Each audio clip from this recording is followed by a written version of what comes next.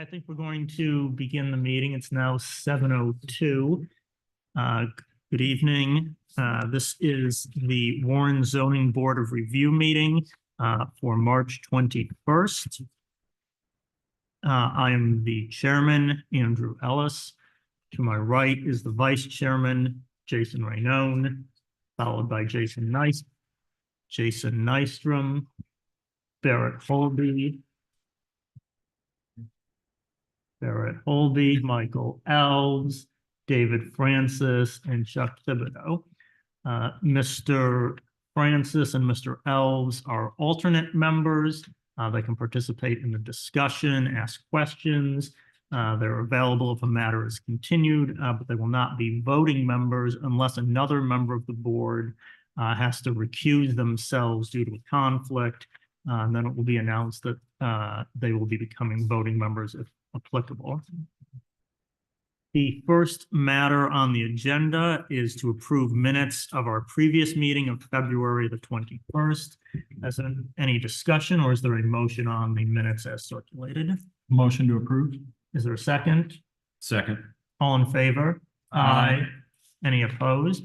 So the minutes are now approved. The first matter we have under old business is application 2345. Jacqueline Brackett, owner, Scott Brackett, applicant, 32 Detroit Avenue, plat 20, lot 57.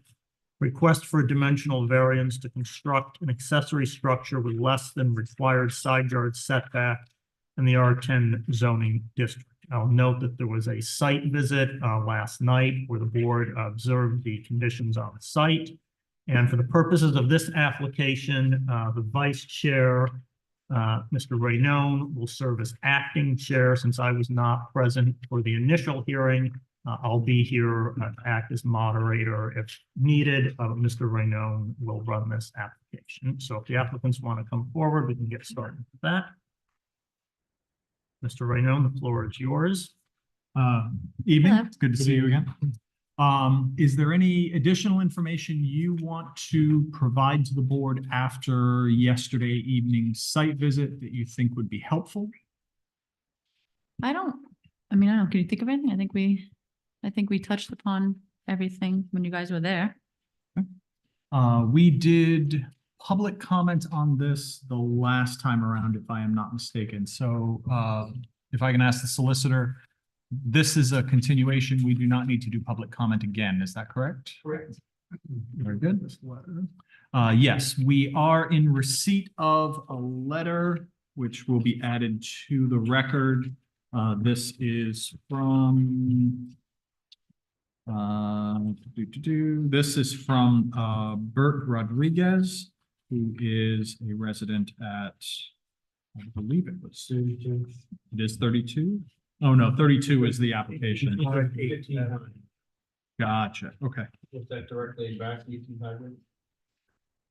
I have no idea. I don't know. Well, no, it is the street behind us, but Right. not, I don't know if it's directly behind. Gotcha. 18. Do you know Bert Rodriguez? No? I have no idea.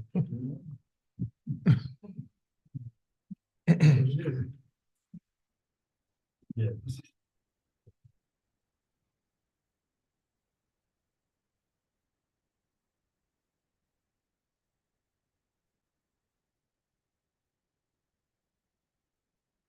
And just for the record, Mr. Building and Zoning Official, can you confirm that the setbacks as published in the ordinance are applicable to this property without any modifications from the state legislation? That is correct. And also for the record,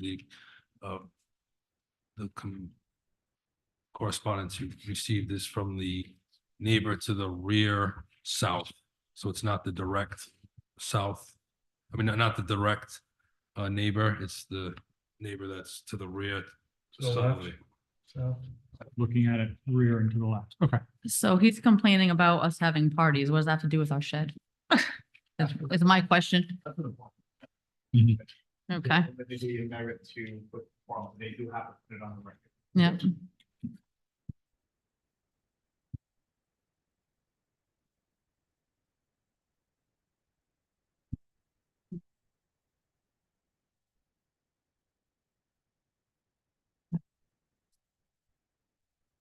Has everyone had a chance to read that letter?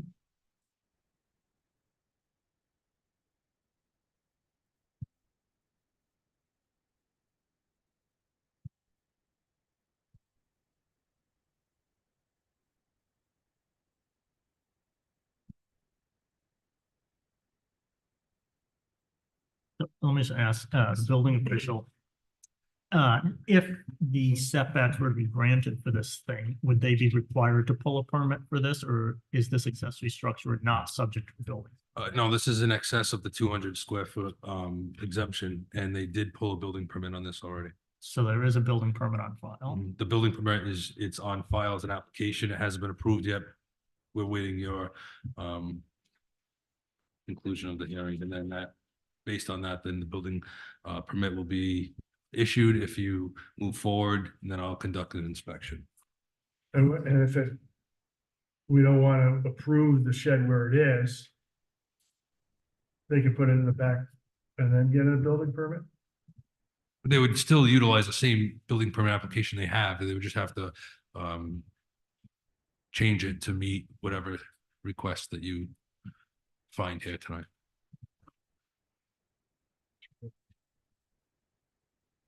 And just for a history, because I know this petition was originally in front of us a while back for the building official.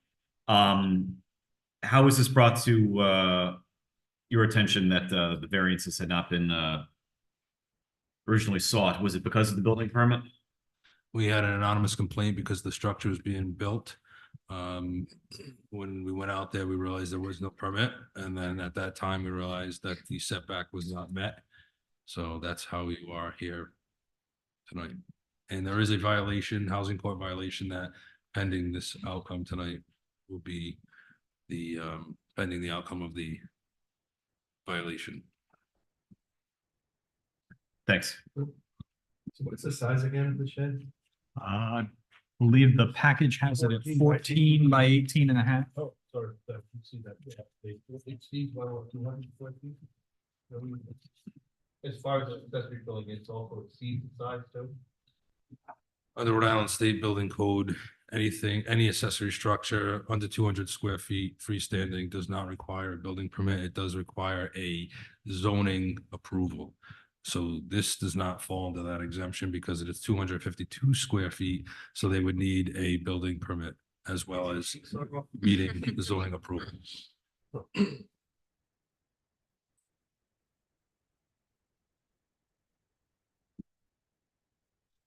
So if he took off 52 square feet, I'm just for argument's sake, he's legal, No, because he's still too close to the yes, top.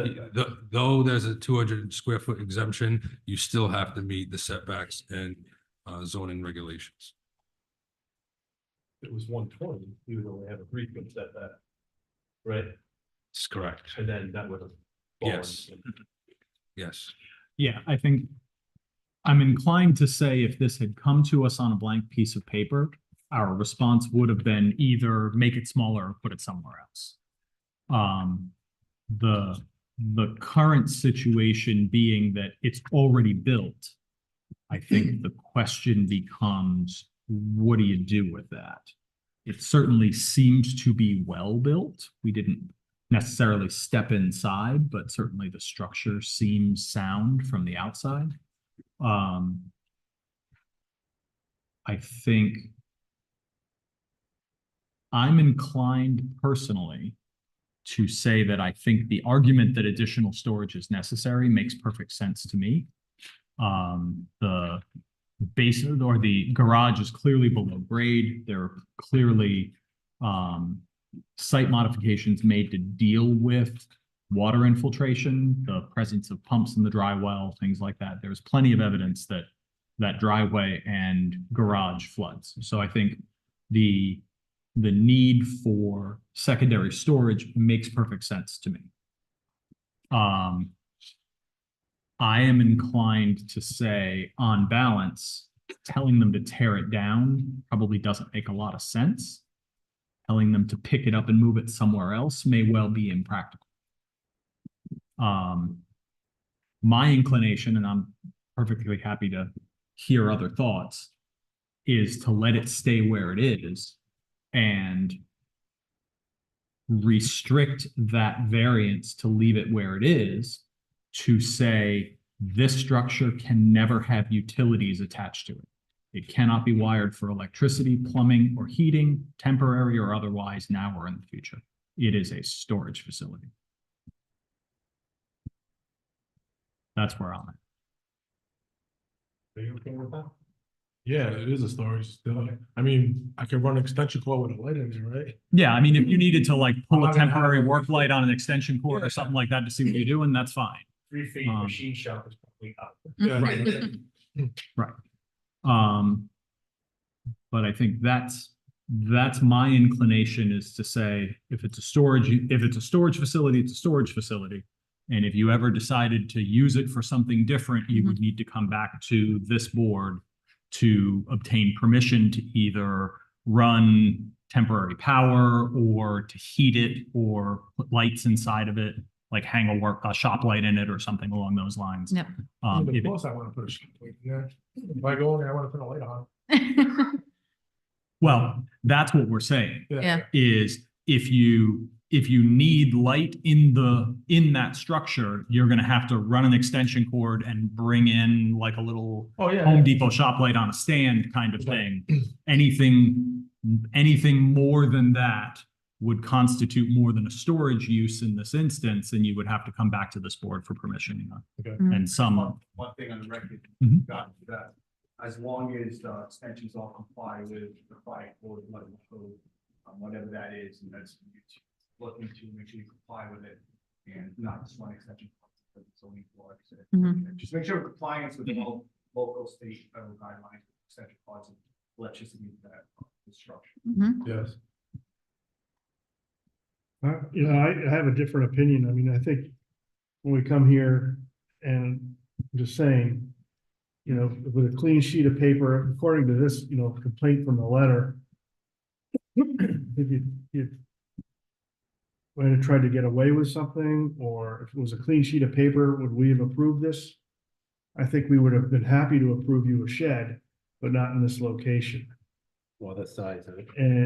Or the size of it. And I think, you know, the zoning in the area, you don't live there and you see something like your shed, it changes the character, at least of the houses across the street and on each side of you. There's nobody here. Well, I know there is I a think, lot of I mean, the times shed there looks very nice. We is. That's vinyled why- it to that's match the why house. this It is doesn't, board. it doesn't. At a time. We're gonna have one person at a Okay. time You speak. know, and I'd like to say, oh, we're sorry to get a stamp on it, but you know, the zoning board has responsibilities to the town, other neighbors, other future neighbors. And I don't think it works. And I've moved buildings. I don't think it's hard to move this shed. I think I could do it with a couple buddies in an afternoon. I've moved much bigger objects than that and, you know, things that weigh 50,000 pounds. So my personal view is, we'd be happy to grant you the shed, put it in the back. You very capable guy. You've got tons of land back there. You've got sea-doos and yachts and shuffleboard courts and pools. There's plenty of area for this shed, and I really don't think it should have been put there. And, you know, I would not, if it were up to me alone, and it isn't, but if it were, I'd ask you to move it, because I think that's what would be best for the neighborhood, and this neighborhood who's written the letter, and his, you know, his comment, you know, a community too often has specific architectural styles of design guidelines to maintain visual harmony. And an unauthorized structure that deviates from these standards can disrupt the cohesive aesthetic appeal of the neighborhood. And certainly your shed does that. Noted, you know, this sticks right out there. It's only 2 feet back from the front of the house. So that's just my opinion. I vinyled it to match the house. I don't see how it, I think it looks nice. I don't see how it's nice, so. Well, that's your opinion, sir. Well, I think you did a nice job building it. And I see that you did match 2 structures. But still, it's right there and I think the other neighbors. I mean, a lot of people I've met throw up their hands and just say, well, that's just what's gonna happen. And I don't think, we should allow that reputation to happen in this town. I guess just my own, I echo some of what Mr. Holby's got said. Yeah, I don't, if this came to us the proper way to get a variance beforehand, I don't think this, I don't want to read too much in the crystal ball, but I know I personally have a problem with its location currently. Even if it was a little bit smaller, the structures are very close to each other, both to your house and the neighbors. Part of what we have to look at with the zoning, petition for variances. While I agree with Mr. Holby's thoughts on the aesthetics, it's also safety. It's a structure where you are going to be storing items in there. We see this commonly when we're down in Tuisset, the houses are right on top of each other. That's a huge concern over fire and safety. When the structures are this close together up at the front, it's kind of in line with where your house is at, as well as the neighbor's house. It's very close, and I think it's too close in my opinion. Having viewed the property, I know there's usually a pool back there, and you can see the flattened disc where you're getting the new one put in. But I would agree with Mr. Holby. I think, I'm not saying you can't have a shed. I don't agree with the current location. I think it needs to be somewhere else in the property. That's my own take. I think, for the size of it, it is quite large. Again, it seems to be reasonably well built. You've got cement footers in there. It seems to be reasonably well constructed. I've got a big problem with things being done and then coming to us afterwards asking for forgiveness. Even aside from that, though, I do have some strong reservations and concerns about where the shed currently is. And if this is in front of me, fresh saying, hey, I want to build a shed, I'm thinking about putting it up here in the front, I would not be in favor of it being up there. Being familiar with that neighborhood, seeing the property, I think there is plenty of space in the back, for example, where you have the ski-doos back there right now. Yeah, but that would still have to be so amount of space, and then it'd be in the middle of my yard. You know what I mean? It doesn't have to be in the middle of your yard. It would still have to be that amount of space off the property line, and that would put it in the middle of my yard. And I have trees that are leaning towards my house. We have windstorms all the time. And then for a tree, I do trees. These trees are dying in the corner. If it falls on my shed, now I'm out that too. So again, I'm gonna re-stress this right now. This structure was built without asking for permission from the board. You're asking for us to keep it there, after it's already been done. So this is one, like I said, on a personal level, I do have a problem with things being done coming to us after the fact. What I'm saying also is if you, even aside if that didn't happen, if you came to us saying, hey, I want to build a shed, I want to put it right here where it currently is, I'm telling you, I might have an issue with it being there as well. I think it's too close to the structures. Like I said, part of what we have to look at with zoning is, in my opinion, proximity to other structures. What if there is a fire? I know you want to store, you want to store yard stuff in there. What if something catches fire in there? It's very close to your property as well as your neighbor's house right there. I'm of the opinion, and again, this is my own opinion. There's, a number of other people that have to have a say on it. Yeah, his garage is very close to my property too. Very close. Closer than my shed is to his property. And correct me, when was that garage built? I have no idea. All I'm saying, you're asking permission to add something to the property. Yes. So, and I understand that, nobody's saying you can't I'm not saying you can't have a shed. What I'm saying is where it's currently located, it's my opinion that's it's not proper there. That's my own take. Gentlemen? Well, after going out there and listening to what the couple has to say about where the location was, it did make sense. I don't like where it is. I don't think aesthetically it looks great up close against a house like that, especially with all the room in the back. But with the flooding that you guys talked about on the other side, you do need storage. I can see how the back, you allege that the back floods as well, because that street behind you is higher, and you can see that the elevation is higher, and you can see that it was moist back there. So there isn't a whole host of places, because I think that whole back property line is probably not the best place. I mean, you could have maybe put it up in the air, 6 inches, a foot, I don't know, to It is up get in it the away, air. to get it off the ground. It is off the ground. But, there certainly isn't a immediate place next to the house to put it in the rear yard with the activities that you have already there. And then you talked about the inconvenience about what you store in there and having to pull it out and bring it to the street. So the mere convenience or inconvenience of not having it there versus the aesthetic look of what it looks like there, I think is what we're all wrestling with.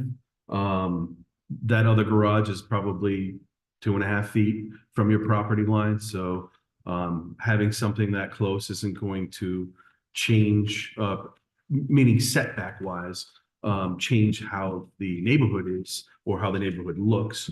But again, I think the problem that folks are having is that it was put up without permission Mhm. and it was put up so close to the house. I think that's what really makes it a difficult decision Yes. for us to Right. do. And once we make that decision, it's now a precedent, if you will. Not really, but in a sense. So And again, from the last meeting, he did think he was doing the right, he just had the wrong information. He thought he was doing the right right. distance. He just, I guess, If you had the look wrong up Rhode information. Island Mhm. Property line guidances, whatever it is, it says 5 feet. I didn't know one was 10. Yeah. And garages are built a little bigger, for cars, and they're built a little different. And you're storing a motorcycle in there, there are gonna be combustibles in there, and it's close to the house, so it's a concern. Let me ask the building official, is there any building code requirement of a distance between a dwelling and a freestanding accessory structure Yes, there is. It's 5 feet. between the face of the dwelling and the face of the accessory structure? And do we know what we have in this case? 4 feet according to the drawing. Yeah, we'd have to go back out and measure it again, but I believe, Building code is 5 feet. So it could be a potential building code issue. yes, but there is a remedy to it.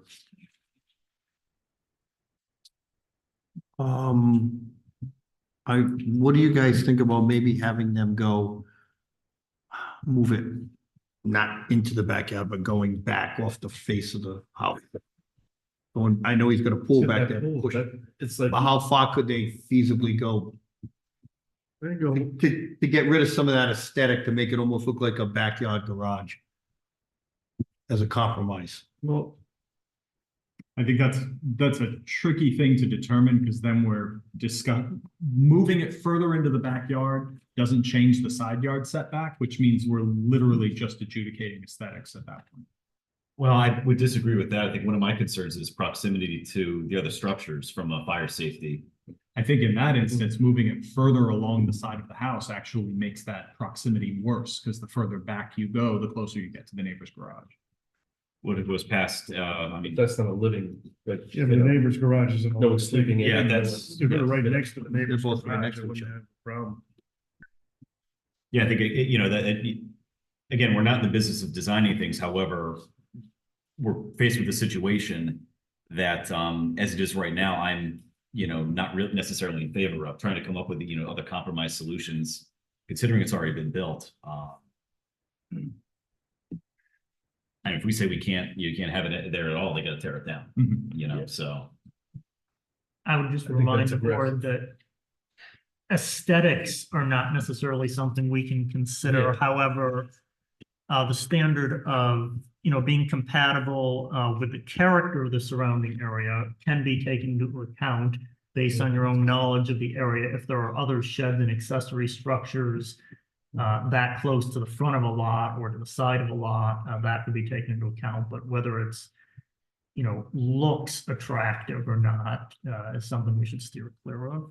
Yeah, I wouldn't say about the looks. I mean, Well, what I I talked didn't mean to, but the character of the neighborhood definitely changes that. And I don't think we're asking them to tear it down, and I think, Evan here is very capable. He built it. I'm sure he can move it easily enough. I know that maybe I've moved other sheds, not as big as that, but I've moved other sheds and I've moved other, boats and yachts that are 10 times heavier, and way more imbalanced than that. Something that could be I done. physically can't even move it right now. I just had hernia surgery, so.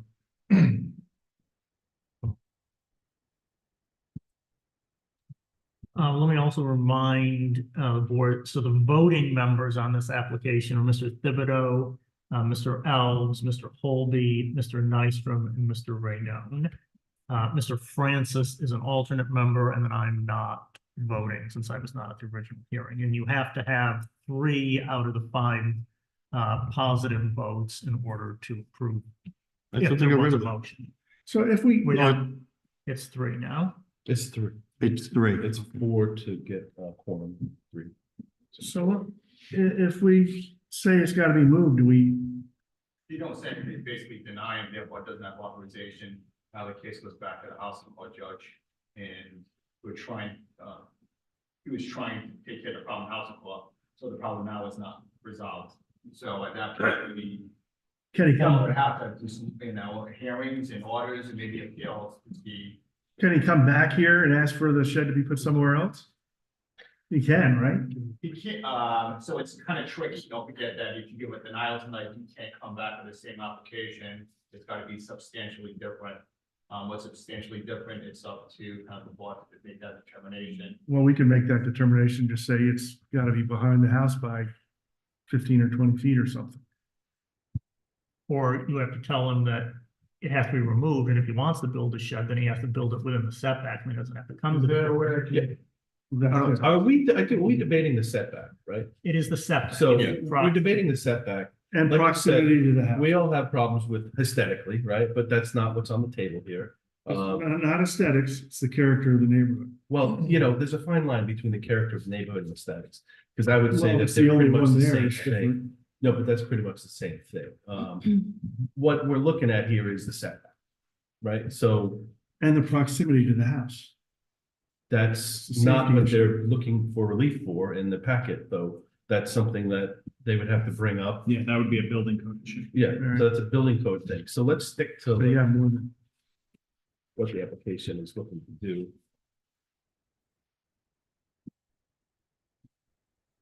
Well, you also have to take into account, though, that the hardship is not the result of prior action of the applicant, and the hardship in this case, I mean, the applicant built the shed in the wrong place. So you've got to weigh that. Absolutely. I will respond to that and just give kind of a little bit of guidance here. There is a court case, I'm sure several court cases in Rhode Island that says, that speaks to this exact scenario. And the court has allowed the board to, examine that hardship under kind of an equity vision in terms of, was it done in good faith or was it done maliciously? So you certainly have that authority, although he's not denying he built it and he caused us hardship. You certainly can consider how he got there, whether or not his testimony is credible, that's for the board to make determination. You could also come to a finding if you're come to some agreement with the owner if he proposes a different spot and the board tonight agrees upon that spot. If it has a different setback or whatever those parameters could be set, you could come to some agreement on an alternative location and grant relief for whatever the setbacks would be at that location, if they were not within the prescribed setbacks. would you be happy to do that? Take a look, make a decision tonight where you might want to put that shed? I need it to be where it's at. I originally wanted it to be part of my house with a door going into it because my basement floods and I can't be carrying things further back and I need it to be there. And I think the difficulty is that there isn't a full site plan in the current packet. So being able to spot some alternate location, I think would be really hard. You can also request a continuance of the board if there's more detailed information that would either bolster your case or help the board to better understand this. Another thing, I'm just doing some quick math over here, because he's over 200 square feet. If he cuts 4 feet off that side by 18 feet, it works out to like 72 feet. So he could get to 10-foot step. I don't know. I'm just trying to brainstorm over here of options. Yeah, I mean, ultimately, if the shed was reduced to 10 feet wide instead of 14 feet wide, yes, that gets you under 200 square feet, so you don't need a building permit. And it And it gets you makes the setback 10 feet. I'm just trying to come up with solutions. Just for a note here, that is a great option, but you're still putting yourself in the same predicament we're in right now. It's, they'd have to reduce it to 120. If they reduced it down to 120, now you're only talking about a 3-foot setback.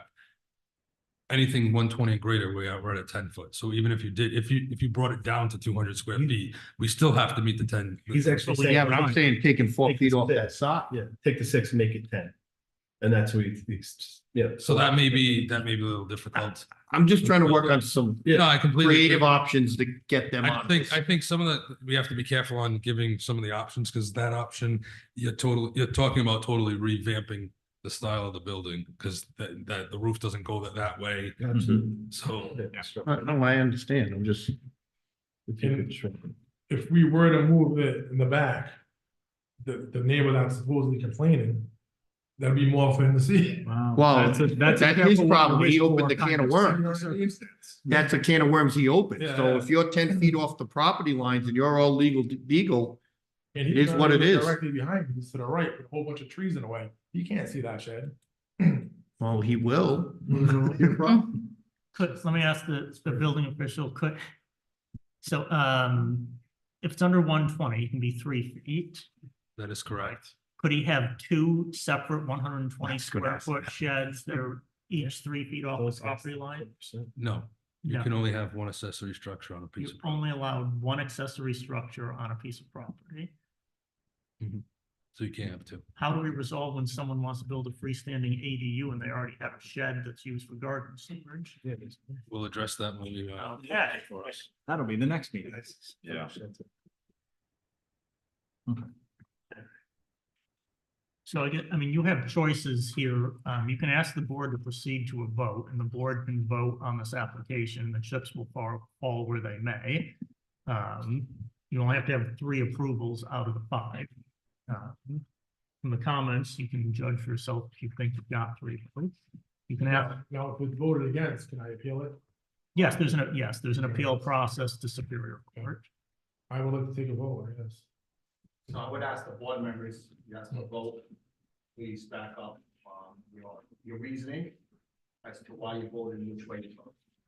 Thank you. So we probably want to do a roll call and vote. Just to be clear, although I gave the new standards, this application is a 2023 application, so the old standards still apply here. Thank you.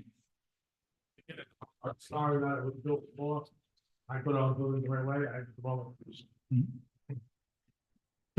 So I just want to clarify. So if we take a vote and it is denied, he can't apply to put that shed somewhere else. No, he can.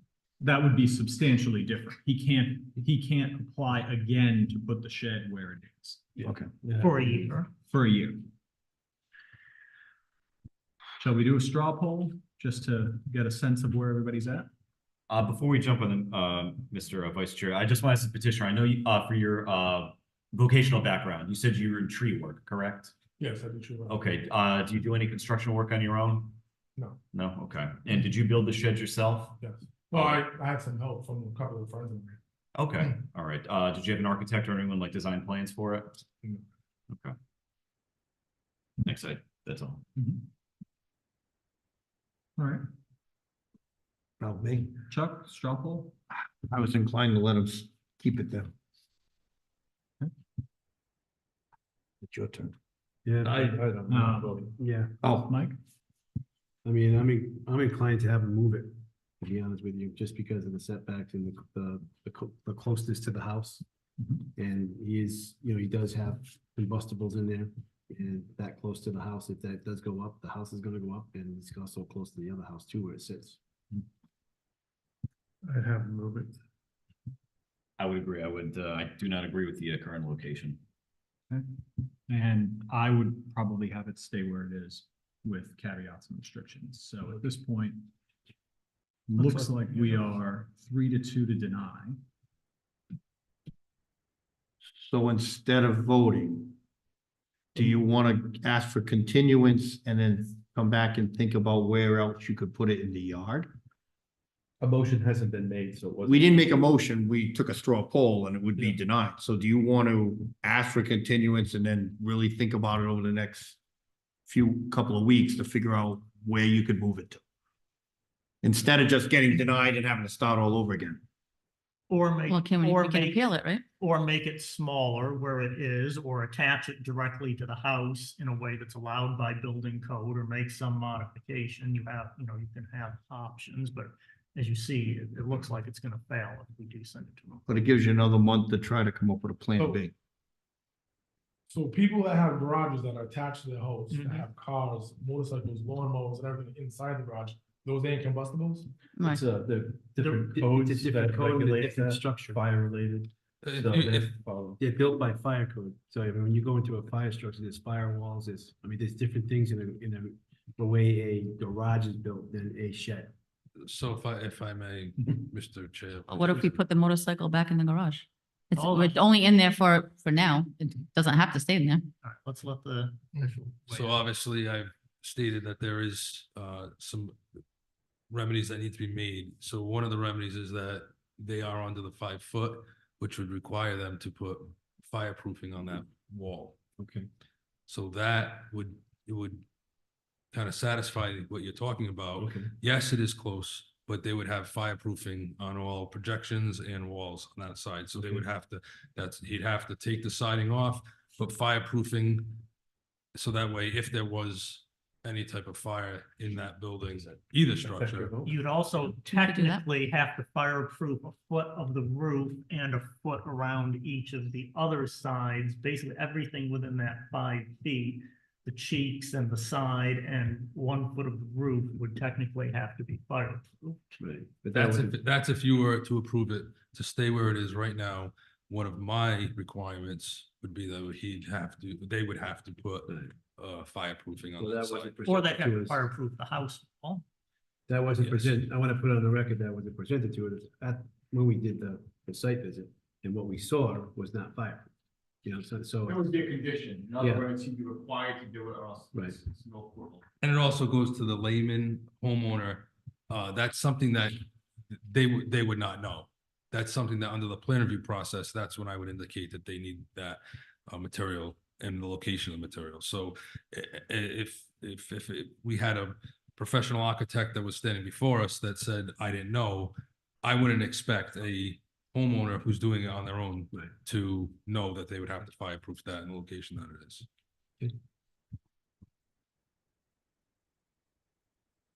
I don't know if Does that that change your changes. That really doesn't change much as far as anything else, but character of the neighborhood and such, but where are we? I mean, we're trying to really work with you here. We could do the We don't- fireproofing. I don't mind doing that. We'll take the siding off and do it. Move the building. You can put a path there so you don't get your motorcycle muddy or whatever goes in there. Wouldn't that be the easiest, best thing to do? No, the easiest thing would be for us to fireproof it and not have to move it. Well, that's not the only issue. I mean, that's one issue. No, I know, but that was what his vote was about, so I'm wondering if that changes his vote, if we do the fireproofing. Well, it might, but I don't know.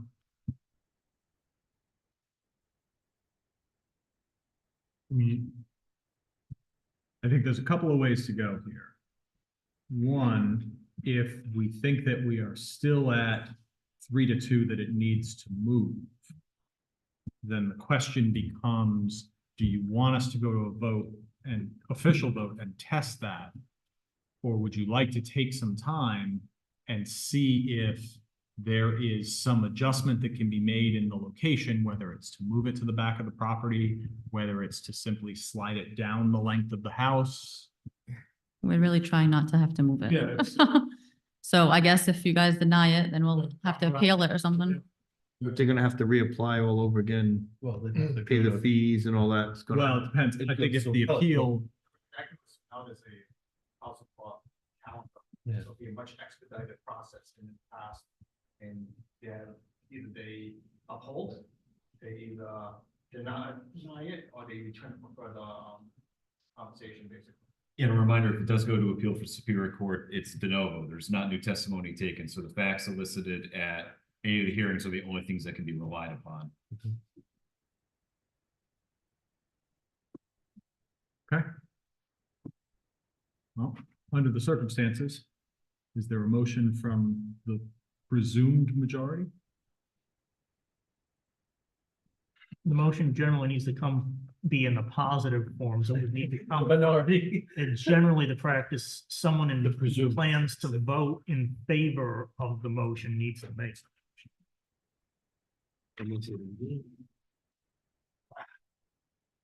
I didn't even think about all the facts on this one. I'm not really ready to make this. We're gonna. But this is gonna go to court, right? Well, it's going to be a question of, it's either a motion to approve or a motion to deny. Generally, the motion is made in the affirmative. We need to have a motion to approve what's before us and then have a vote. And if the vote is not successful, then it is denied as a result. Oh, I see. Okay, so in that case, although probably a little irregular, is there any reason I can't make the motion? No, you can. Anyone? Yeah, so in the interest of putting something in the record, I will move approval of application 23-45, Jacqueline Brackett, owner, Scott Brackett, applicant, 32 Detroit Avenue, plat map 20, lot 57. Request for a dimensional variance to construct an accessory structure with less than the required side yard setback in an R10 zoning district. In approving this hardship, we will put on the record that the structure in question is already built, and it has been entered into the record that it was built without pulling a building permit. As such, the structure exists, and part of the deliberations of this board has been what to do with the fact that it already exists and does not meet the building and zoning requirements. In approving this variance, we will note that the hardship is due to the unique characteristic of the subject land or structure. We have heard testimony that the reason for the structure being built is that the below-grade garage is not suitable for storage. The garage floods due to the nature of the driveway. In our site visit, we did notice tubing from pumps in the dry well at the bottom of the driveway that allows for that water that gathers there to be pumped up onto grade and flow downhill. The lack of other storage on the property has made the building of this storage shed necessary. The hardship is not due to the result of any prior action of the applicant. Despite the fact that the shed itself is built, the drainage issues on the property, they are existing issues. They are unique to this house due to the orientation of the driveway. Granting this requested variance will not alter the general character of the surrounding area. The shed itself has been built and clad to match the adjacent structure. It is closer to the property line than allowed, but as noted in the site visit yesterday, the neighbor has a garage which is similarly close to the same property line. And we will note that the relief to be granted is the least relief necessary, in so much as we have heard testimony that the size of this storage unit is based on the amount of storage that was necessary for the things to be stored, including totes and a motorcycle. We will also note that we have heard testimony, the other possible locations for this storage unit being the back of the yard, which we have heard testimony, the trees in the back of the yard are concerns in stormy weather, and that the back of the yard floods. We also noted on the site visit that there is a large boat that is dry docked in the off season at the end of the driveway, which would preclude a permanent structure from being located there in order to be able to get that boat in and out for seasonal use. If we were to not grant this, motion, it would constitute more than a mere inconvenience, as the shed would have to be lifted and relocated and or removed in its entirety, which would leave the applicant in a position where they would be storing things in a garage which is not suitable for that use.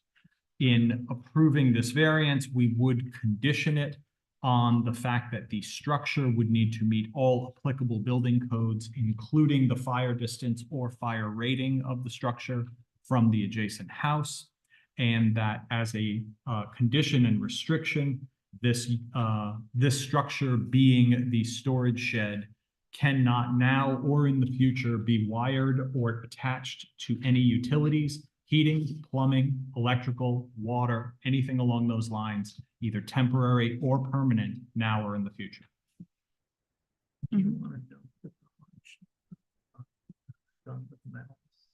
Oh, yes.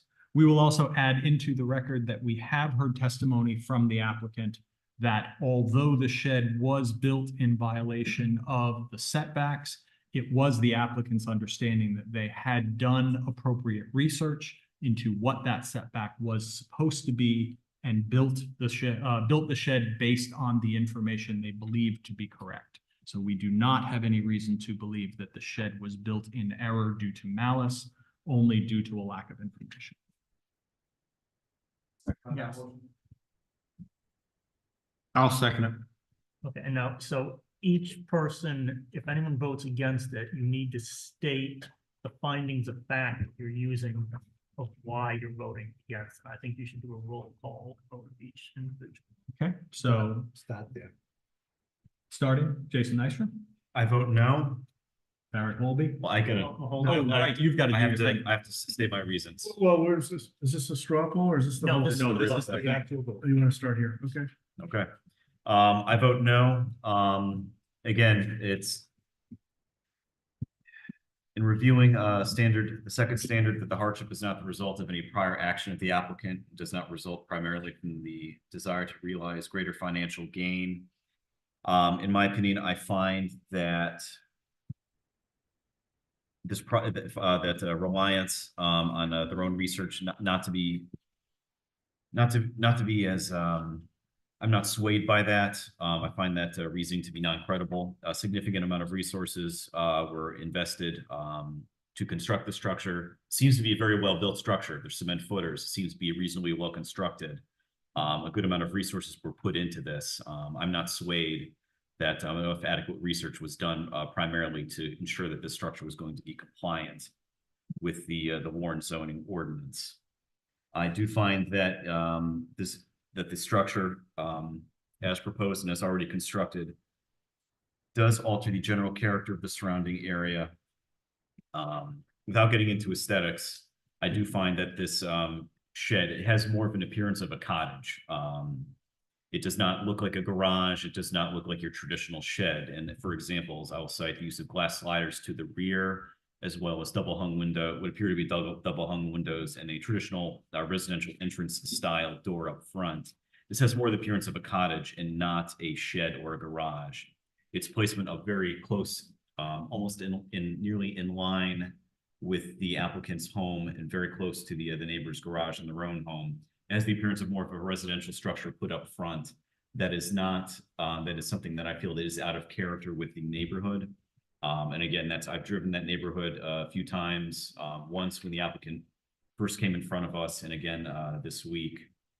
I do find that having the structure there that does not fit in with the rest of the homes there, and that does alter the general character of the area.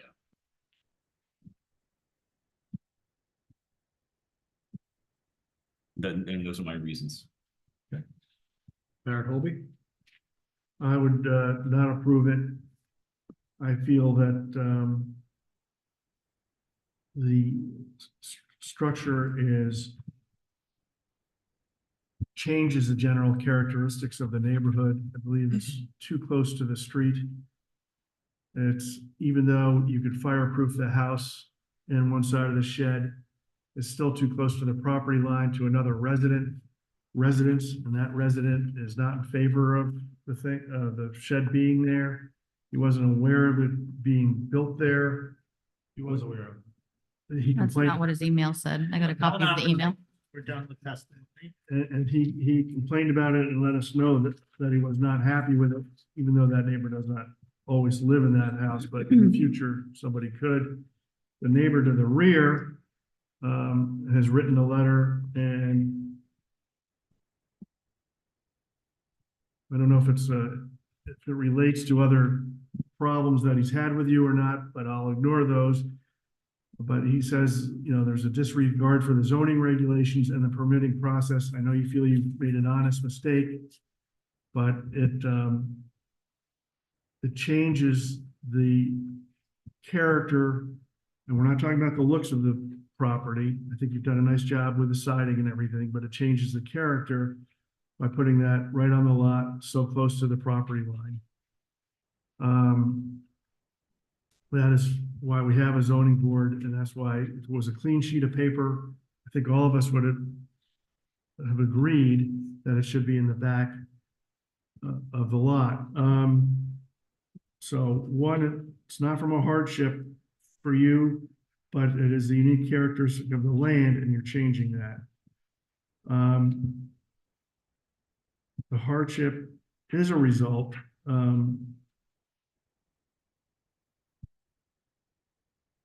I will say that if we did grant it, it would change the general character of the surrounding area.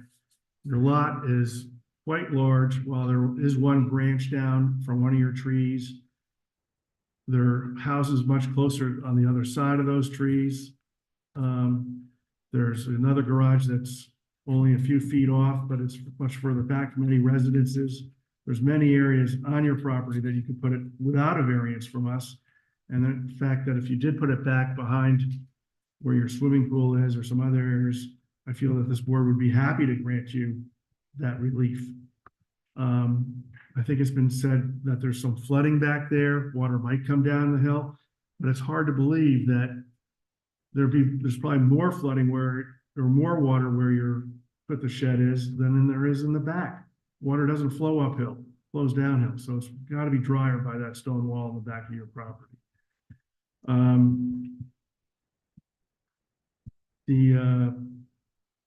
I don't believe giving this relief is the most relief necessary. I think it's way too much. And I think, as I've stated before, that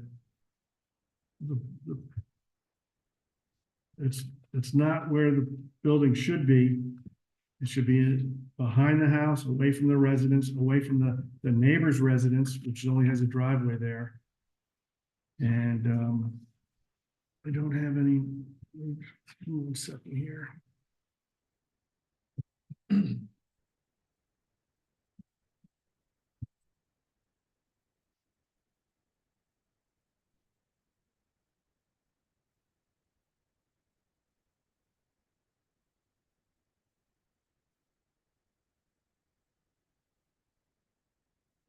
I think the hardship that we're trying to grant you, or that one of the members or so is trying to grant you, is a result of your prior action for this particular shed. As evidence that you were here today after a site visit and looking at it. You seem to be a very capable person. You've built the shed. I don't think it's a big deal to move it. I think you have plenty of options. And I don't see why you wouldn't take advantage of those options. That's all I have. Michael Alves? Give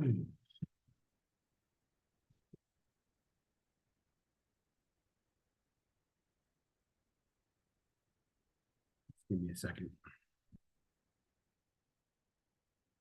And she said down. Oh, of course. I'm fine. I'm Of fine. course. Yeah. Do you want me to move on to Chuck's for a minute? Yeah, please. Okay. I vote yes. Sorry, I thought you'd have more time. Right, you have to say why. Yeah. No, he's just agreeing with the I motion. agree with what she said.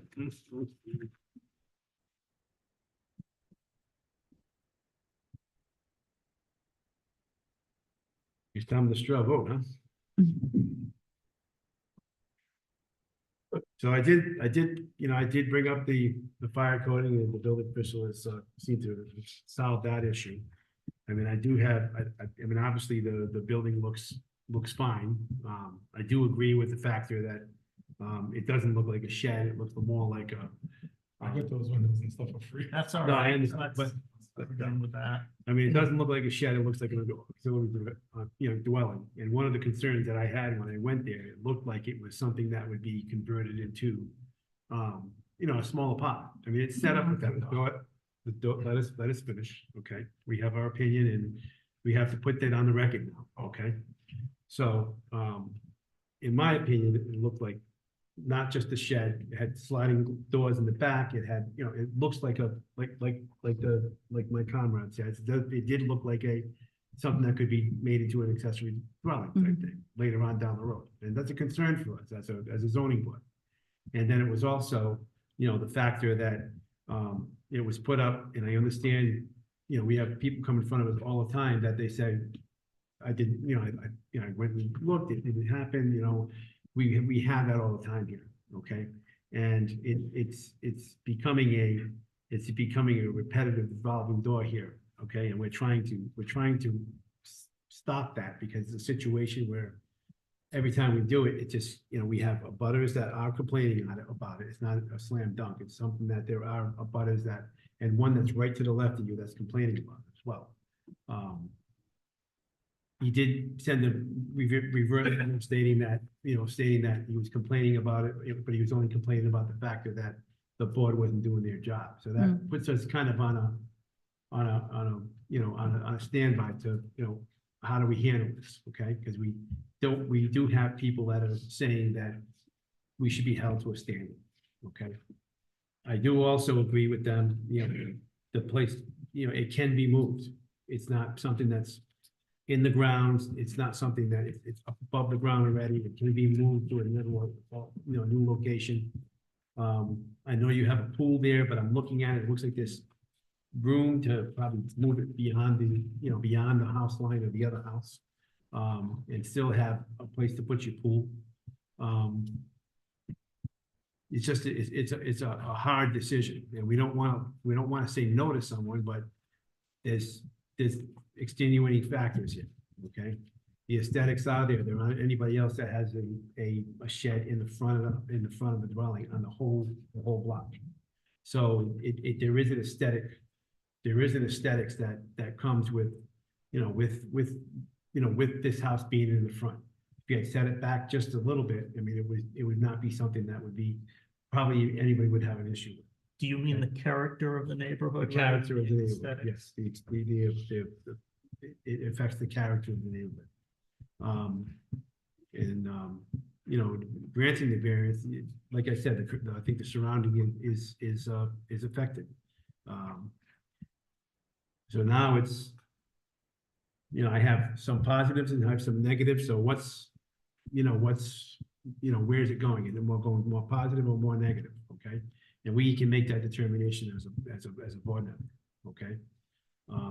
You know, I understand the factor that, you know, everybody has issues and they have situations where, you know, they don't understand, and it seems that the building official is, you know, kind of on your favor, correct? If that they didn't know, and you understand that?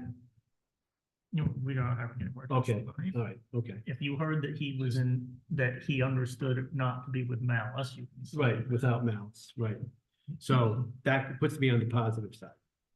Also on the positive side, to bring me to the positive side, my biggest negative was the fire situation. We had a lot of that in this board, okay? So you have the fire situation that's going to be rectified on that. The accessory dwelling idea the way it looks and all that, we also put in there, you're okay with the factor that there can't be any electric, any plumbing, any of that done. Yeah. So I'm kind of split down the middle, but I am saying that I am a no and I am a yes, okay? So now I have to make a determination where I want to be on that spectrum, okay? We also want to see, you know, people to be able to enjoy their lifestyle in their homes as well, okay?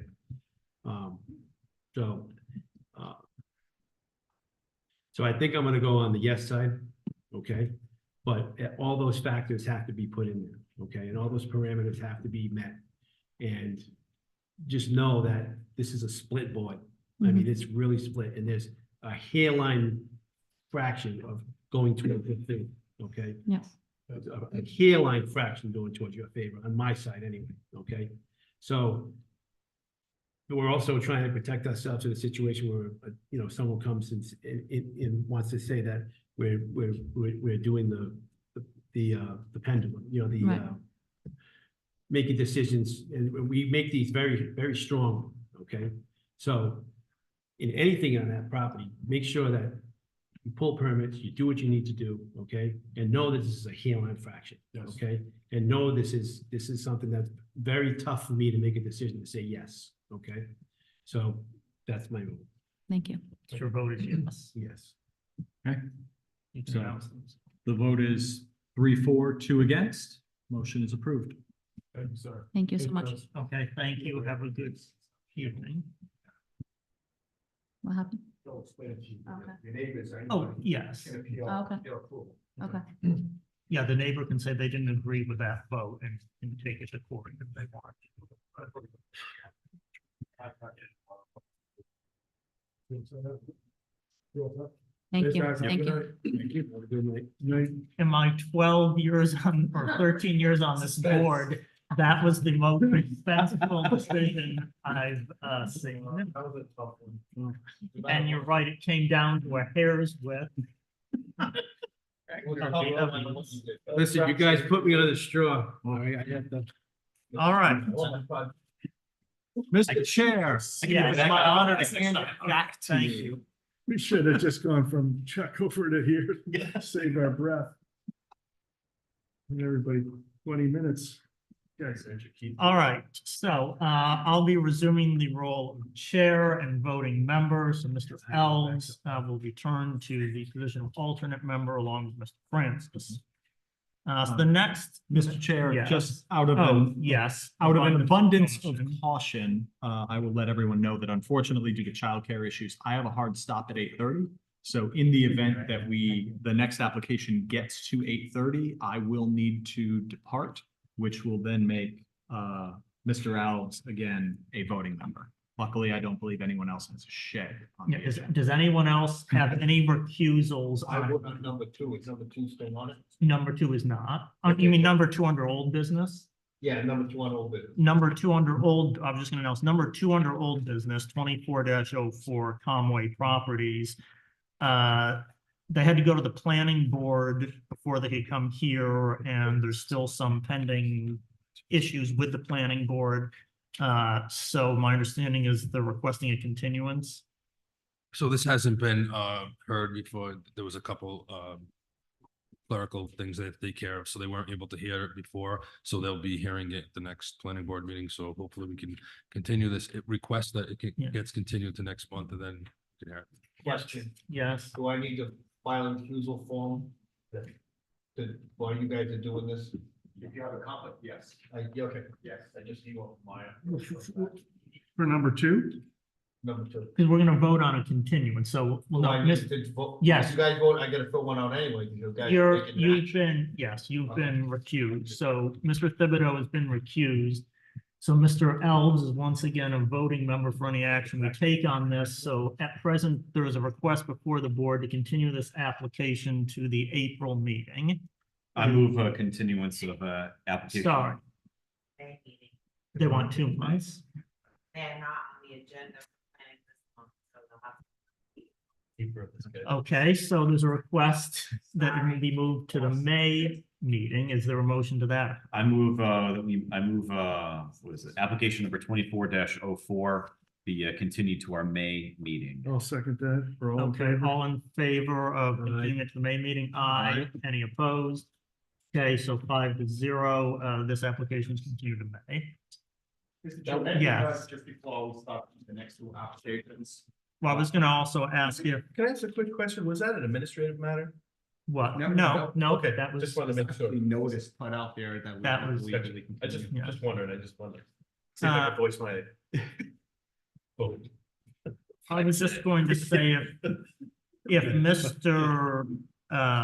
Raynon is only available until 8:30, is there anything here we think we can tackle? You know, maybe go out of order?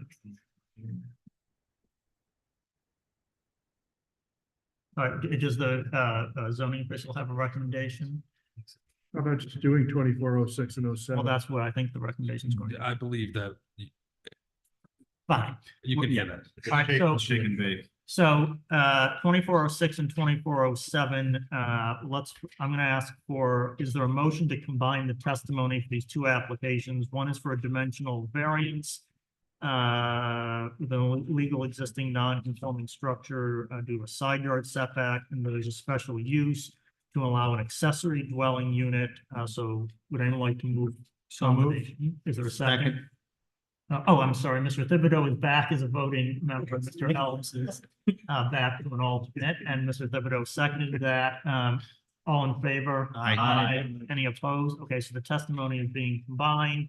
There'll be separate motions on the dimensional variance and special use. And before we start, solicitor will advise us. Thank you, Mr. Chair. Just a kind of a quick legal update, ADUs. I know I've been before this board before, and I've recommended a strict interpretation of the law. However, as you know, that this is a new law. There's things being tested on a daily basis. And at this point, being the legal representative of the town, its entities, I am advising or recommending that we take a broader approach and therefore no longer require a relationship requirement. How will it affect past applications? It won't. We just can't enforce those conditions that we put on that it has to be a family member. So of the remaining conditions in the ordinance, what can we still enforce? The 600 square feet? Yes. The wall in common? No, negative. The utilities in common? No, negative. Okay. What is the? The only thing that the 600 law square allows you feet? to is one additional parking spaces in addition to what is required for the property. And basically that's what in the 600 square feet in the setbacks, for setbacks are still. The setbacks are in Yes, play. those three things are still. 600 square feet, Yep. everything else is out. Correct, yes. Thank Other you. than that, they wouldn't even need to come. This is a little bit different as it's a lawful pre-existing garage and actually asking to extend that. And therefore, the law says not only do they need a variance to extend that, but they need a special use for this particular situation. Okay, now let me just ask the building zoning official, since this lot is in the R10, it's supposed to have 10,000 square feet and it only has what, 7 something? 7,800. Okay, so is that the case then that the setbacks as stated in the ordinance would be reduced to 73% of what they're supposed to be, and then there's an additional 15% taken off of that? They wouldn't be reduced by 70%. No, they only have to have 73% of what is required. Yes, that's correct. And then from whatever those new numbers are, they're automatically allowed 15% off of those numbers. Is that true? That the new set? No, No. we haven't adopted that yet, so we're just going by the straight setbacks of the percent. Okay, so their lot is 73 point, well, I think there was a conflict in the application that I saw. But it already exists, they're not adding on. No, but we have to, because it's going, They are adding on. So they are- This is adding. So they're adding on to the building to keep the same setback off of the east property line. Okay. oh, that was- And just so for the record, as we're going over the new laws, but any piece of property that is at least 20,000 square feet and R20, it's by right for an ADU. But this is R10. That's correct. This was Yeah. just an administrative, just so you understand. That we ran into Yeah. that last month, so. All right, so I see minimum lot area, it says existing 7730, but then it says proposed 7814, so I don't understand how the lot can change size.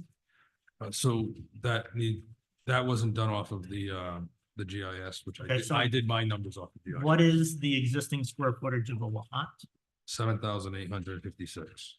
7,856. So that means that the setbacks are 78.56% of what is prescribed in the ordinance. Am I? No. We're in an R10? You're on 2408.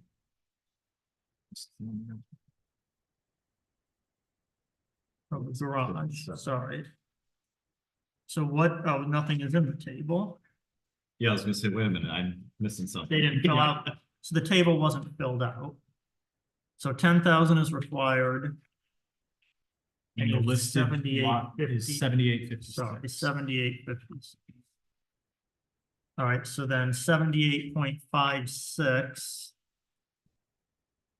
times whatever the prescribed setbacks for this zone are, and then we'll come up with a new number. All right, so can the applicant come forward, please, for the garage? No, there's nothing on it. We gotta do the math. So let's just do it quickly here. So does that also apply that the lot frontage and width would be reduced to 78.56, or is it only the setbacks? The width and frontage, everything, yes. Everything gets reduced by the same factor. And lot coverage increases. By the inverse of that. Right. So, well, they can cover 20% of what? They can cover 20% of the 78.56. No, No, they can they'd have cover to, they'd have to be able to cover like 100 and 11 and 122%.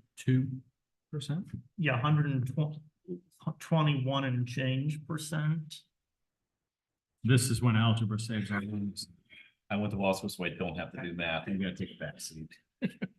Actually, also lost me. Yeah.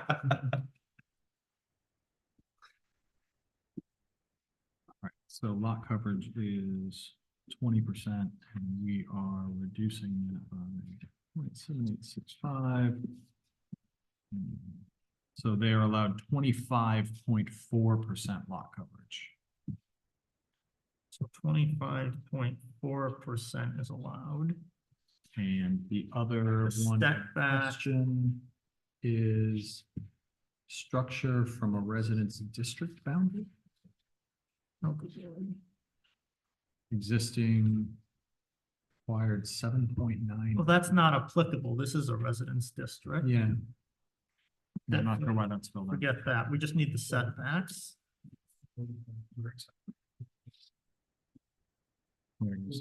So we have a 3-foot setback. And is that, So, I mean, what are the prescribed setbacks for this? well, the prescribed setback, single family dwelling in an R10. Yeah, but this is, hold on, these are the setbacks to an accessory structure So you're looking at 8 feet. Ah, instead of 10. gotcha. Well, we're looking at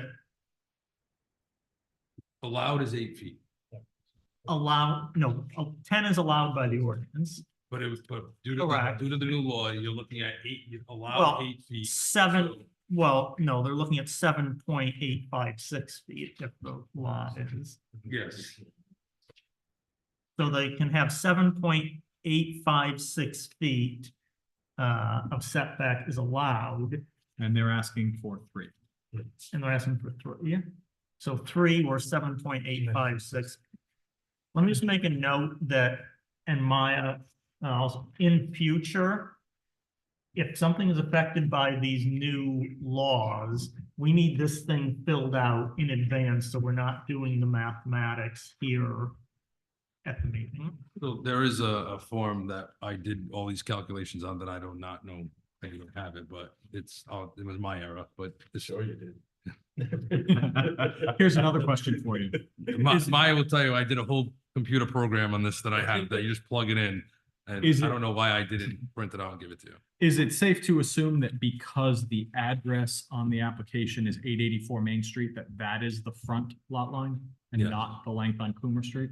Yes, So then what we're actually talking about here is a 3-foot rear setback. yes. Exactly. Where 7.856 would be required, Where Well, that's- 35 feet. you know, because it's an accessory structure. Oh, You're- accessory You're looking at, Yeah. you're looking at the I'm looking 10 at the- foot, because it's an accessory structure. Gotcha. Yep. And it's Okay. an existing structure that they're looking to put an addition on, and I believe the structure has been there for many, many years. So it was legal non-conforming. This was built before. Gotcha. And Yep. There is a 3-foot setback. So what they're requesting is to add on to that building, keeping it the same width, just making it longer. Gotcha. And regardless of the lot coverage, this is not going to exceed the lot coverage. No. So the only issue is the 3 feet setback to extend the non-conformity to the new structure. Okay, you very briefly, I think we know what you want to do, but very briefly tell us what it is you'd like, why you would like it, and why you need relief. Sure. First, thank you very much for hearing me tonight. Currently, I am interested in extending my existing garage. Sure, Pamela Beatrice, 884 Main Street. The garage is the current legal non-conforming structure. It is a 12 by 22 structure. I'm looking to increase that size from 12 by 22 to 12 by 40 to create an accessory dwelling unit. I'm currently finding it a challenge to remain in my home in Warren. As you know, tax prices have gone up. Don't So- count on them going down. And they're not going up, they're going up even more. I am a lifelong Warren resident and a proud homeowner in town and would like to continue to remain that way. I am not looking to turn a profit on this property. I'm looking to do 2 things. I bought this house and it was in extreme disrepair, and I've worked very hard over the last few years to bring it back to life and make it a source of pride of my town and of my street. It's a very visible location. I'd like to continue to remain there. And one of the only ways I can do that as the sole person responsible for this home is to hopefully provide some small rental income from the ADU. I'm not looking to generate a profit. I'm looking to just continue to beautify the home in a manner that's consistent with the street that I live on. And also, in addition to allowing me to remain in the home, provide, I know it's only one, but I know it is a challenge to find affordable housing in our town. And it would only be 1 unit, but I still think that that helps someone else out there find a place to live. Which is a goal of the comprehensive plan. And so you're here for a variance because of a setback, and you're here for a special use permit Correct. because your lot is not in the R20, Correct. it's in the R10, It's and in you the need a R10. special use to have the ADU. Yes. I'm not looking to go up. I'm just looking to extend the single level back. There's existing parking already there, so I wouldn't be taking away from the street. You're gonna still have 2 spaces at a minimum. Yes. And the setback is gonna be in line with what the existing garage has. You're not getting any closer. Not getting any closer. As I said, I'm continuing with the existing line, just extending it back. It will not encroach on the other property. On that side, it will still fall within the setback requirements for the property. If I'm on Main Street, the property to the left, the property behind me on Coomer is currently having the 3-foot setback, which was grandfathered in. I'm just looking to extend there. Okay, questions from the board on what she's proposing to do on the special use or why she needs the variance?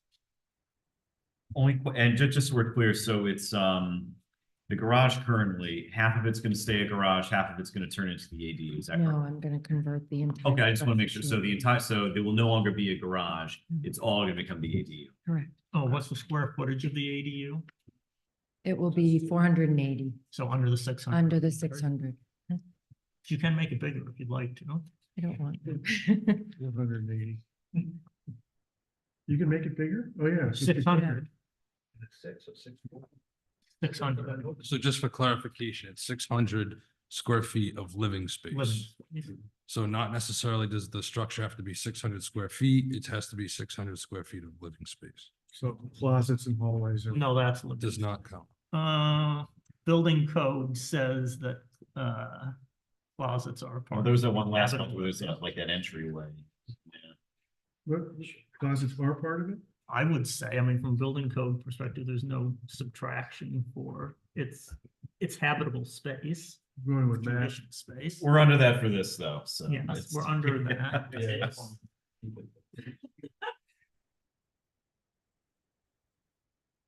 Say 20. Other questions, of the applicant?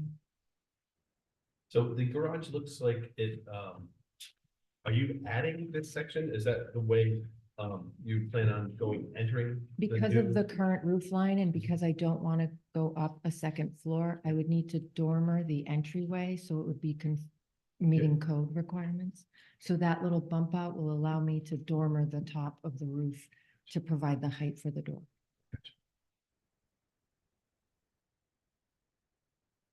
Any other questions before we go to the public comment? I think we're good. Is there anyone in the public who'd like to offer any input on this application? Not seeing any, we'll bring the matter back to the board. Is there any further discussion or questions for the applicant, or does the applicant have any additional supporting information you'd like to offer? If there's anything you need that I haven't said, I'm happy to provide. I'm a little nervous, so I don't know if I've missed anything.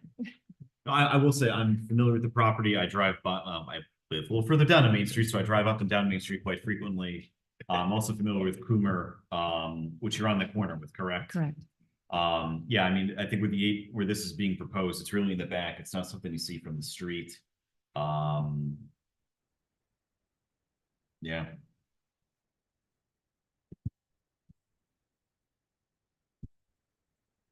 Okay, so we will take these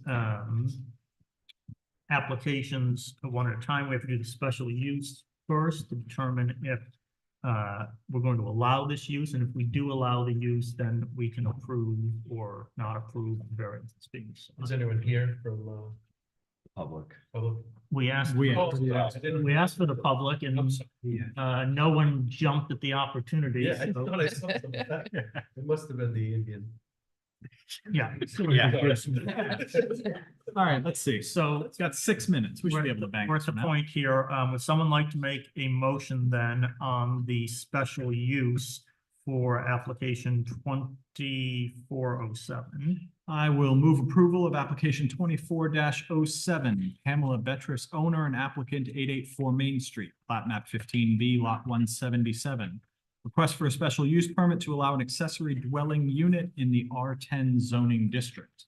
In approving the special use permit, we will note that it is compatible with the neighboring land uses.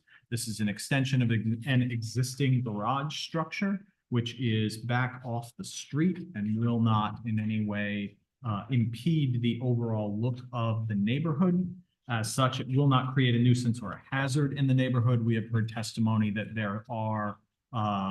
there is capacity to park 2 cars off the street, one of which will be serving this new accessory dwelling unit.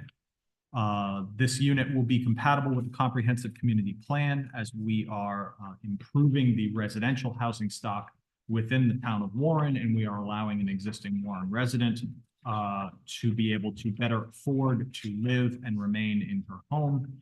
And as such, the public convenience and welfare will be served. We will then have an additional Warren resident and an existing resident who is able to remain in her home. Am I missing anything for special use? I just want to note that the agenda has 2407 as a special use permit, when in fact our packet, the actual petition Oh, itself, good Lord. the number it. Okay, so there's a numbering error. Thank you for mentioning that. So what is official? What's written on the application? Yeah.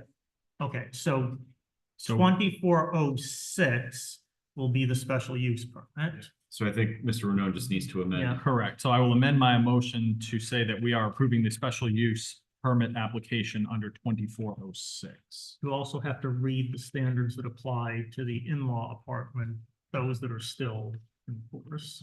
Which if I was just trying to find the page. There it is. I believe it's 83. Yeah, page 83.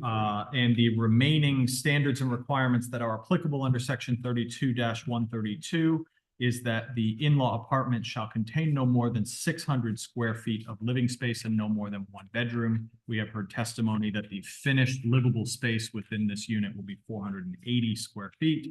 The utilities, electric, plumbing, and heating shall be in common with the Nope, principal that's out. residence. Oh, that's out. Gotta cross that one out. And we can't do family members, so That's that out. is the only requirement. Well, in addition to the parking, which we've already mentioned. We've mentioned the parking. Correct. Condition of any local, state, federal guidelines, particularly the AD.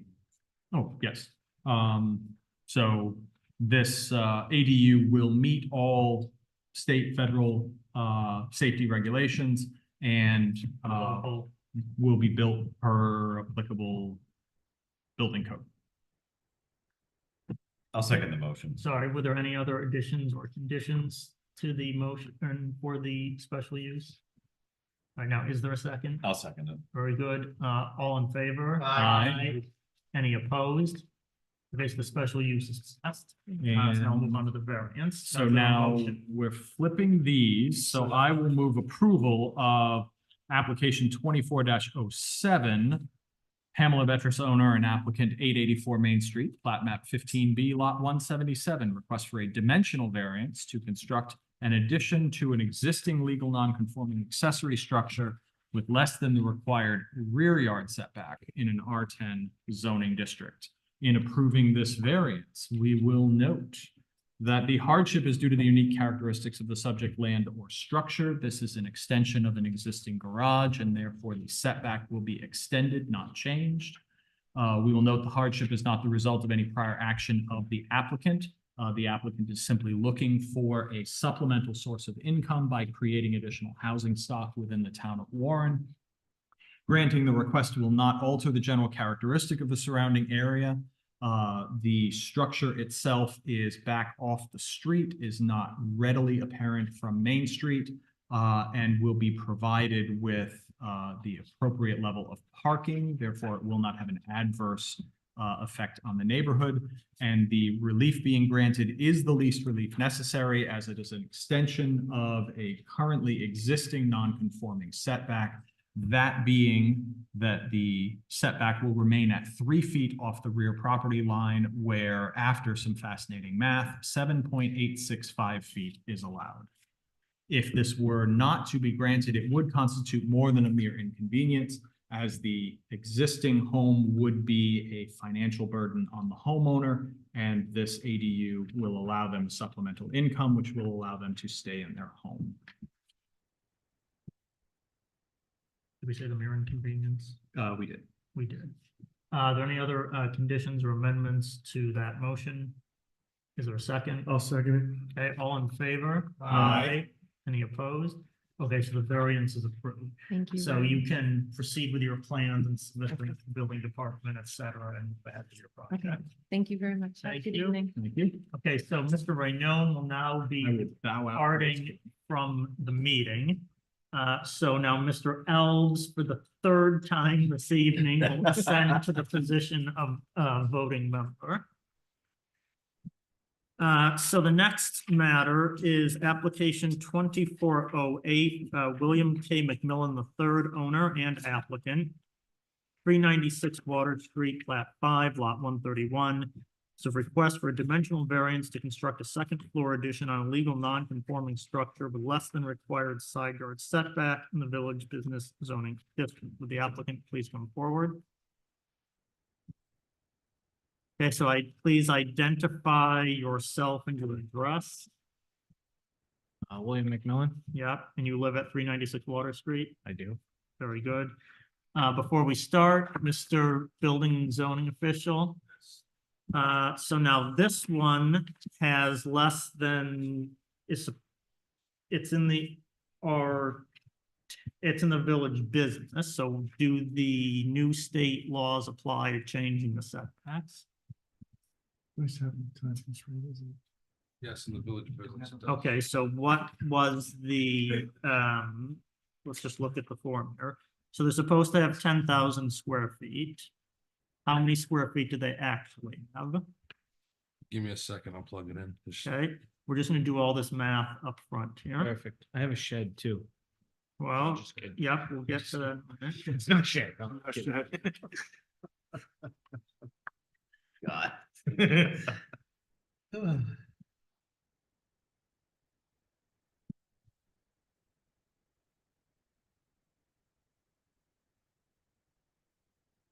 How long have you lived there?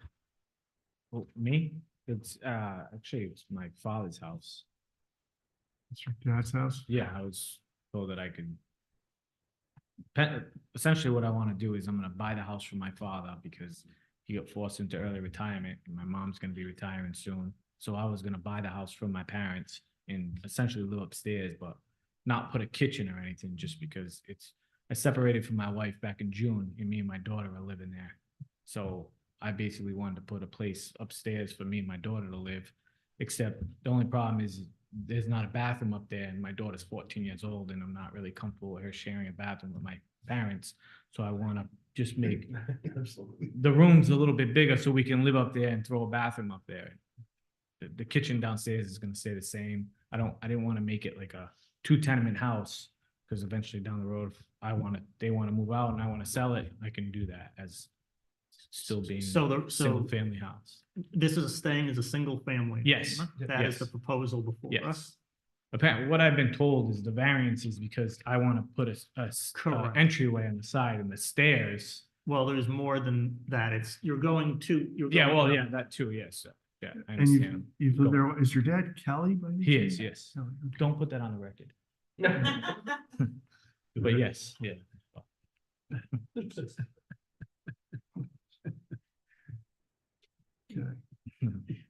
All right, so we've heard the explanation that you need a space for yourself and your daughter to live within the single family house. And it's a 1-story house currently, right? And you're gonna make it into a 2-story. It is a 2-story. It already ha- well, There's there's good bedrooms up there Okay, already. there's a dorm, Yeah. it's a cave. Yeah. but you're now gonna make it a full Yes. second floor, raise the roof. and Yeah. everything. The Do roof, the that. ceilings now are like 6'5" and I want to go like 7. Yeah, you're gonna make it a Yeah. usable Yes, space. yes. And so you're gonna still share the kitchen that's on the first Yes. floor. Yeah, kitchen Uh, and dining room will still be downstairs. There's gonna be one internal stair that goes up there and then. Yeah, you're the adding- stairway that goes down into the house is going to stay the same. And then you're adding outside. I'm just stair, adding stairs so I can have my separate entrance. Another entrance. Yeah, instead of walking through their house all the time to go upstairs, just. But that bump out already exists. What The bump? first, that bump out. The where 2 you're standing feet? now. Oh, There's- yeah, there's- yeah, There's a doorway. towards and- Blount. and you're going Yes, above. yeah, we're just going above. That doorway is not getting taken out. You're just adding a stairway. Yes, exactly. And so basically, the house already existing is non-conforming due to the house is already not within the right setbacks because it's an existing house. And now he's adding on to it, so the setbacks continue vertically. But we got the, Yeah, 7.73. hold on.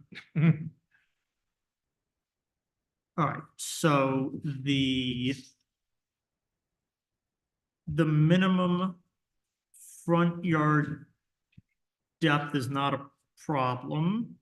Because 15 is required and you've got 41, so you're over, we don't have to do a calculation on that. The rear yard 20 and he's got 56. Is that 56 or is that 5 feet 6 at 5.6 feet?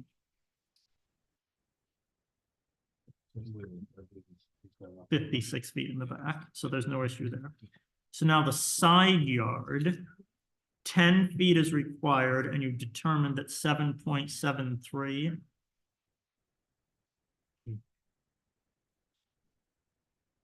So 7.73 is allowed under the new standards. What's labeled as the left side has 15.3 feet, so that's not an issue. So the only one that is an issue is the 6 feet you are requesting, so it's a difference of 1.73 square feet, or feet in terms of the setback. Is that where the stairs, the new I stairs? guess are gonna so, go? yes, right, Well, are the stairs on the left or the right side of the house? If you're looking at the house on the Right. right side. which is the 6 feet. There we go. Where are we looking at a bump out over there? Correct, there's an existing bump out that's 6 feet from the property line. The stair isn't gonna go any further than the bump out. I don't think so. I think. Now, They're just based going on what, above. They're You just, look at- they're just. Yeah, they're it's gonna aligned. be Just as wide. it's aligned with it. Yeah, You can see it's a Yes. line. yeah. Yes. And the second floor is going to align with that also? The second floor is, the original bottom of the house is actually still gonna be further out than the top of the house. Look at So the on plan, the- yeah. Can I walk? So up when to you it, come up guys? to the second, Can I walk up there? Shows it for one. That's, right. I'm talking about this right here, if you could see, my upstairs is ending right here and the house still comes out. Oh, yes. That's the back of the house. That is the back, yes, and there's also a deck over that, so this is. Whatever, when my dad was born, whatever, this used to be a porch, and now it's not, so I'm not going back that far, and this is my parents' bedroom. So my part of the house is stopping here, so they're, yeah, the back isn't relevant to the Yeah. application. Yeah. So, but the second floor is extending the same distance on the side as that Yes, existing yes, side of yes, the house. yes. Which is also why you need the variance, because you're going up and you're not within the setback. So he wants 1.73 square feet or 1.73 feet of relief. From that side yard setback in order to do this. Just out of curiosity, do they, is there any change to, I mean, not that has a problem here, but change the building height under these new, does that also get factored in by the same factor? Building height does come in as well. So because the lot is smaller, he could have less building height or more building height? Well, we'll figure that out when the time comes. He's below 35. Yeah, Oh, he doesn't have a problem anyways. yeah, it's 35. I was wondering if we have to amend any of these other numbers, but he's well below that. So what is the new height of the building going to be? Great question. It's gonna be less than 35 feet, Yes. okay? So less than 35, that's all we need to know. There is a shed on the property.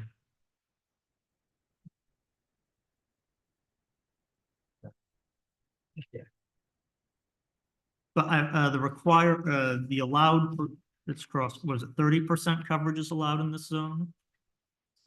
He's got something else written here, but I know that's not the right. Yes, 30% lot coverage.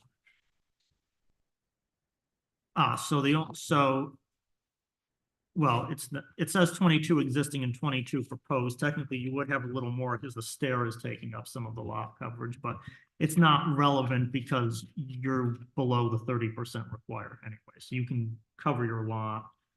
And hopefully that's including is that including the decks The deck in the deck, back? yeah. I believe so, yes.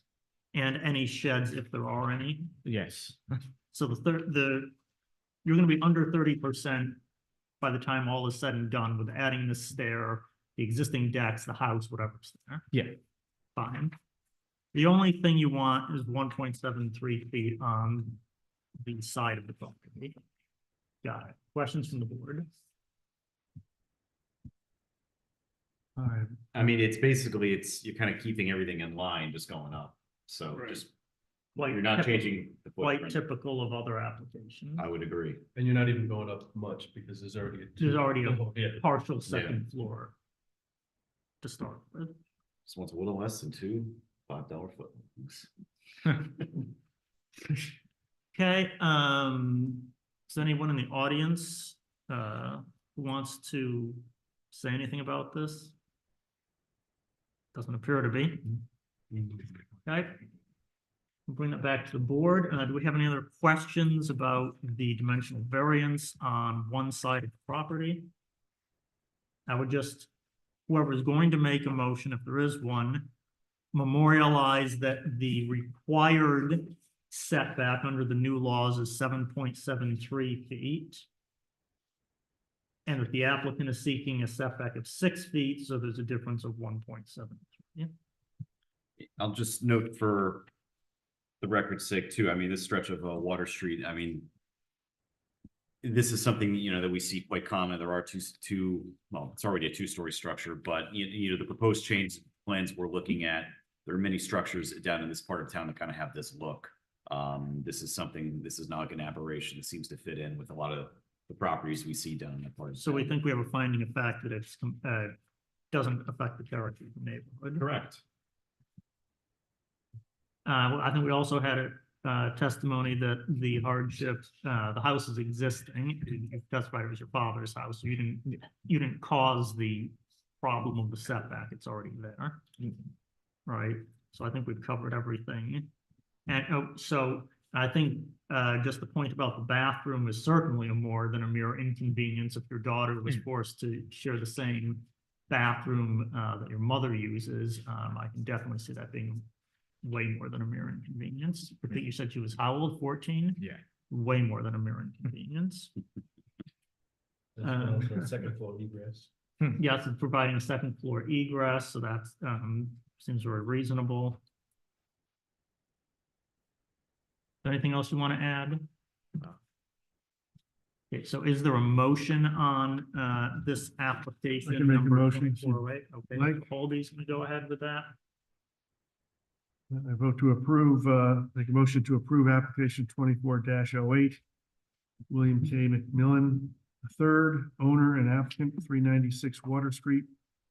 Plat map 5, lot 131, request for a dimensional variance to construct a second floor addition on a legal non-conforming structure with less than the allowed side yard setback in a village business district. And we're working off the new list of variance standards for this one. We are. When granting the use for, We're not we're at number 1 under variance standards. sorry.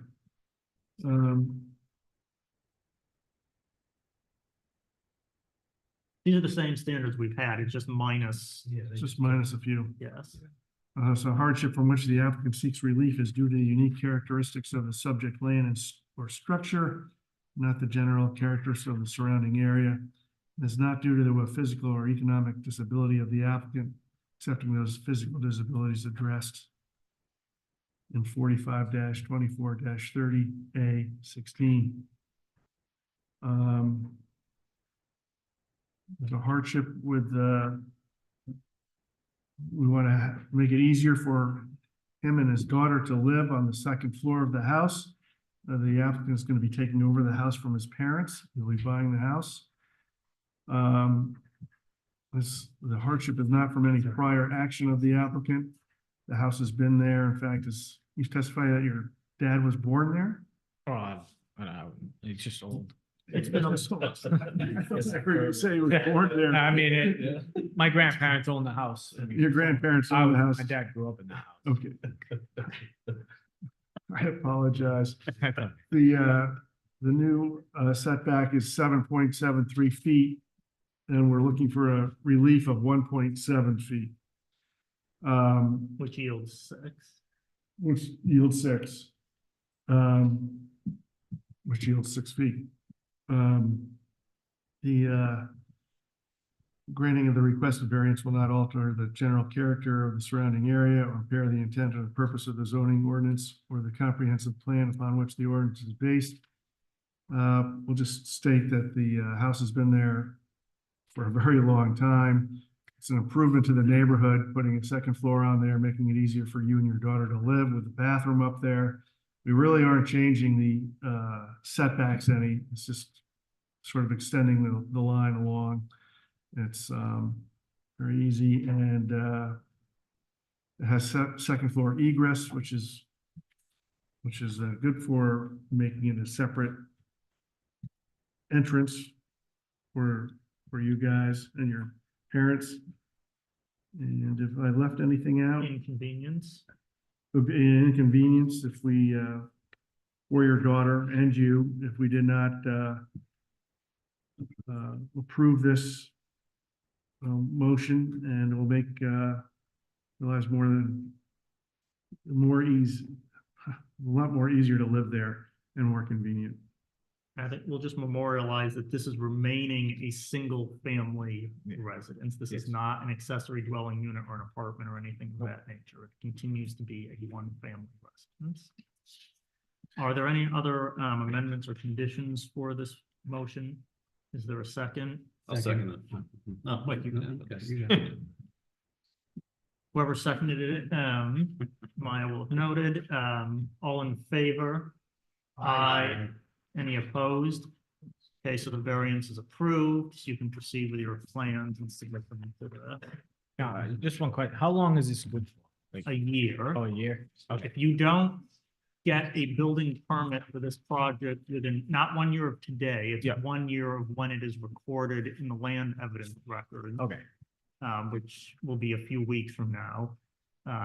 You can come back and ask for an extension of additional 6 months. If Yep. you can't get it done. All you have to do is pull the permit within a year. yeah, I just was, because. If you can only get the 6 months once. Yeah. If you can't pull the permit within that time, then you gotta come back. Okay, that's fine. I'm assuming you're gonna want that bathroom a lot sooner than. Oh, yeah, I just, Just curious on how long I had to get it done, you know what I mean? Yes, so you can proceed, get your plans drawn up. Okay, Thank you. thank you. Enjoy you. Okay, next. Heidi, are you okay? Excellent. We have 2409 Lynette and Leonard Wright, owner and applicant, 35 Kinnicott Ave, flat map 20, lot 580, request for dimensional variance to allow commercial raising of animals, dogs, with less than the required lot area in the R40 zoning district. I see Mr. Cox is here representing. the That is correct. applicant. Not only lot area, but also frontage. We're supposed to have 250 Yes, feet. 50 We only have feet. 138.9. Yeah, Good evening. For the record, Attorney Bruce Cox on behalf of the Wrights. I have with me Julia Wright and her husband, Irving Domingos, who actually live there and will be raising the dogs. As is set forth in the application, this is a very uniquely situated lot. It has a 6-acre piece of Bristol County Water Authority next door to it, as well as Dave Barrick's farm next to that. So it's as close to being country as you can be here in Warren. The other lot is an undeveloped lot. The request is that we'll be raising golden retriever puppies. I've spoken to 2 neighbors. Their only request was that when they were 6 weeks old, they could bring the grandchildren over to meet the puppies. And actually, if you read the letter from Ms. Wright's mother, that is actually encouraged to familiarize the dogs with people. They are professionals. They're not, I don't know if you saw in the Projo, the gentleman over in Westport who had unlicensed breeding dogs. These are professional people. They take very good care of their dogs. I've met with them. They are going to be an asset to the town. I don't know if you have any questions at all. So when you say professional, are you guys having sort of vocational speciality that, how does this work? Well, I'm a full-time teacher and then my husband's a behavioral therapist with autistic children. But my mom has owned Wrights Mountain Goldens for 25 years. I'm 28, so she was doing it when I was 3. And so I grew up understanding how to raise puppies, how to work with them. We have 2 golden train, excuse me, right now, and she has had a couple litters from my parents' house, and they are all AKC registered, all OFA checked. They have their heart checked, their hips checked, their ears checked, all the checks. is there any state licensing required in order to have a business of this sort? So since my mom is based in Vermont and we are a branch off of her, not that I know of. It's gonna be a town license. Town Yeah, business. like a kennel license. Yeah. Have you approached the town about a kennel license yet, or are they waiting for this? I don't know. I'm waiting for this. Okay. Do you need a kennel license? Is it, it's not gonna be a kennel. No, they're not boarding there. What defines a kennel? It's the amount of dogs that are gonna be allowed. Yeah, you can only have so many. I forgot the number. What's the but- number? Oh, okay. That's right, that's exactly what it's under the age of. And so how many do you propose to have at one time? Well, 6, We have 2 goldens right now. The maximum number of mature dogs will be 6. And then obviously litters are a roll of the dice. But the litters will not be there other than the 8 weeks and then removed. So Hold on, You're does gonna- Maya have a clarification? I believe it's 3 dogs. They are right, it's 3 dogs. So you need a kennel license to have 6. That's correct. If you get to a point where you have 6 dogs on the prop. So I mean, basically the application would have to be conditioned that any approvals for a kennel license, if required, you know, if they have the number of dogs, they would have to seek that from the town. Right, it said no person shall keep or have more than 3 dogs, aged 3 months or older, whether or not owned by such person, except when such a person is a hobby breeder of purebred dogs holding a valid kennel license issued by the town. So they need a valid kennel license. Correct. If you're gonna, when you get to the point you have more than 3 adult animals on the property. So is it puppies? I mean, 3 months or older, right? So what constitutes a puppy? Less than 3 months. Is that, I don't know. I don't know, I guess How old according dogs? to that. So if I may, and Mr. Cox, if you want to, we saw correspondence that stated that the puppies would be raised somewhere either in Vermont or here, And then at 6 weeks, then they would be transferred? At 8 weeks, 8 weeks. it's in the letter that was attached to the application that at 8 weeks, the dogs are weaned and they're distributed to Vermont to their new owners and such. Yeah, my understanding with some AKC regulations, it's if you go that certification route, I don't think you're allowed to sell puppies under 8 weeks. A lot of breeders hold on to them, maybe up to 12, but that's regardless. But that goes to a question. Are you going to be doing sales at this property?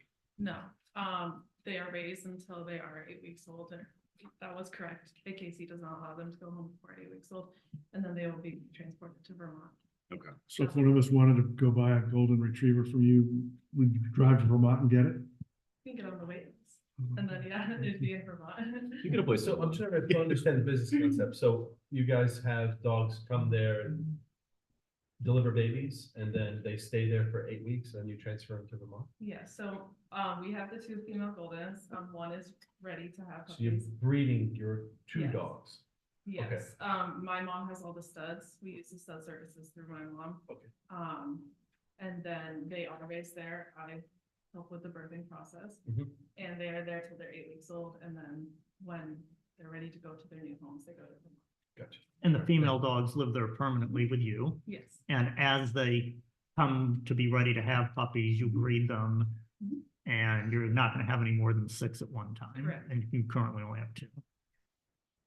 Thank you. And where in Vermont do they go? St. John's Bay. In Johnsbury. It's up there. Yeah. Yeah, Danville. It's my parents' house is on the. Okay. All right, so can you, or Mr. Cox, can you speak to, so we're supposed to have 100,000 square feet and 250 feet of frontage. So how will your client's proposed business not negatively cause an impact because you don't have that? Well, because it's such a uniquely situated property with the Bristol County Water Authority next door to it, 6 acres, and the other 10 acres is not developed at this point. The land behind them goes all the way down to the watershed, so there's no residential area immediately adjacent to them at this point, and not one you could foresee, particularly in the future, given the controversy of the land that is actually to the south at this point. Is Have you- Betancourt? Pardon me? Are you talking about Betancourt, whatever that is? That's correct. Are you aware of a letter that was submitted? Yes, Which I can't seem to find. they are not running a yoga studio there. Okay. I so asked let's- them about that. There was friends that came over for dinner and somebody actually knows how to teach yoga. They didn't invite me, fortunately. All right. And yes, the yes, other sir. issue is that I do agree with the letter's statement about a menial zoning variance. It is a pretty minimal. This is a large lot. It's short by 30,000 square feet, but it is surrounded by nothing but vacant land.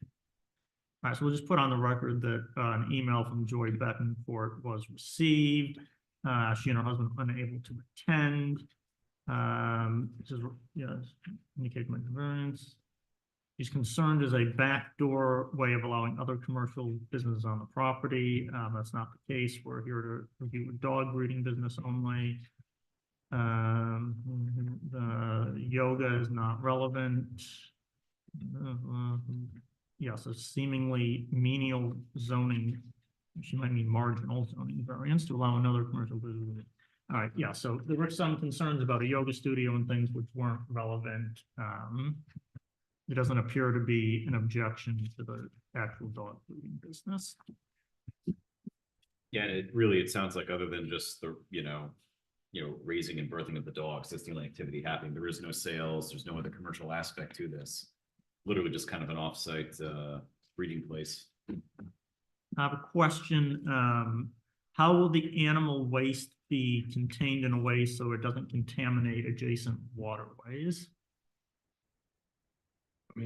I shovel and pick it up every day. So there's a program in place to contain and dispose of the animal waste properly.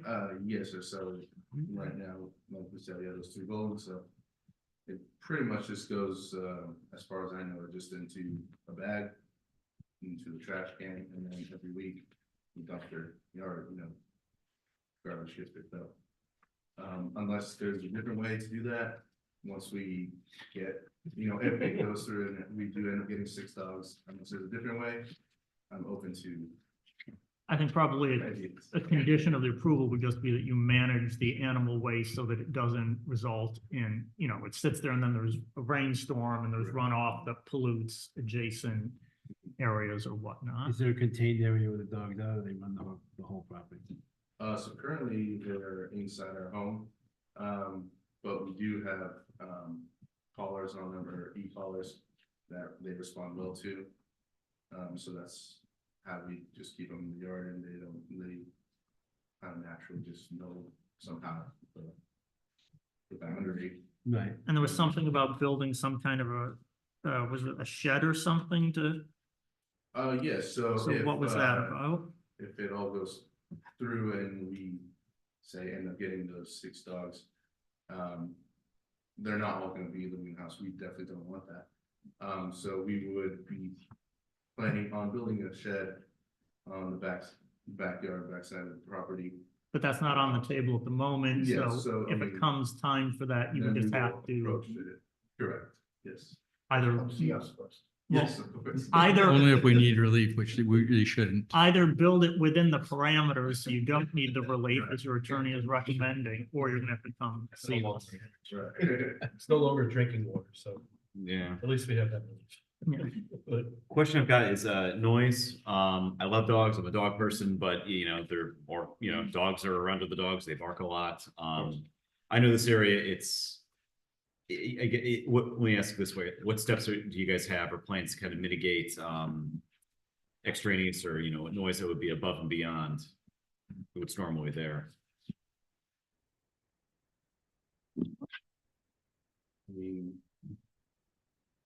I mean, would you, if your dog was creating a disturbance outside, would you bring the dog inside? Yeah, I mean, they are, of course, working dogs, but they're like Chanel, our oldest golden, she was my first official dog. Like, they're not just working animals, they are pets, and we take care of them as such. And we know dogs bark, sometimes at nothing, but They're never all gonna be outside at the same time.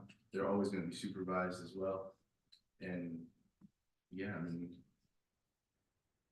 dogs bark, Yeah, I guess what I'm getting at is like, Yeah. Tricks up your sleeve from your Yeah. work? well, we do, we have had them trained, but Little operant conditioning. yeah. I guess one of the concern, like I said, is, like, let's say you get a situation where you build a structure with a number of runs. Yeah. All of a sudden, if you've got 10 or 15, runs out there, they're all full and they're all going off, that noise can travel quite a bit. Right. You're not far from a lot of the residential areas. So I guess one of the questions I've got, like I said, if we're going to allow the activity, obviously it's going to be conditioned on you getting a kennel license, which will allow you to have, more animals. That's just one of the concerns I've got is just, it may not be an issue now, but like a year from now, 6 months from now, when you've got more animals there, it is going to be much louder. And that may be directly relevant to the size of the lot. That is why the ordinance is asking for 100,000 square feet to sort of make sure there's plenty of buffer zone. You have a bit less than that. But I think we've heard testimony that you're going to, the dogs are not just going to be chained up outside and left to their own devices. We limit it to 6 dogs, or is it, when you have a kennel license, does that mean they can put 20 dogs on there?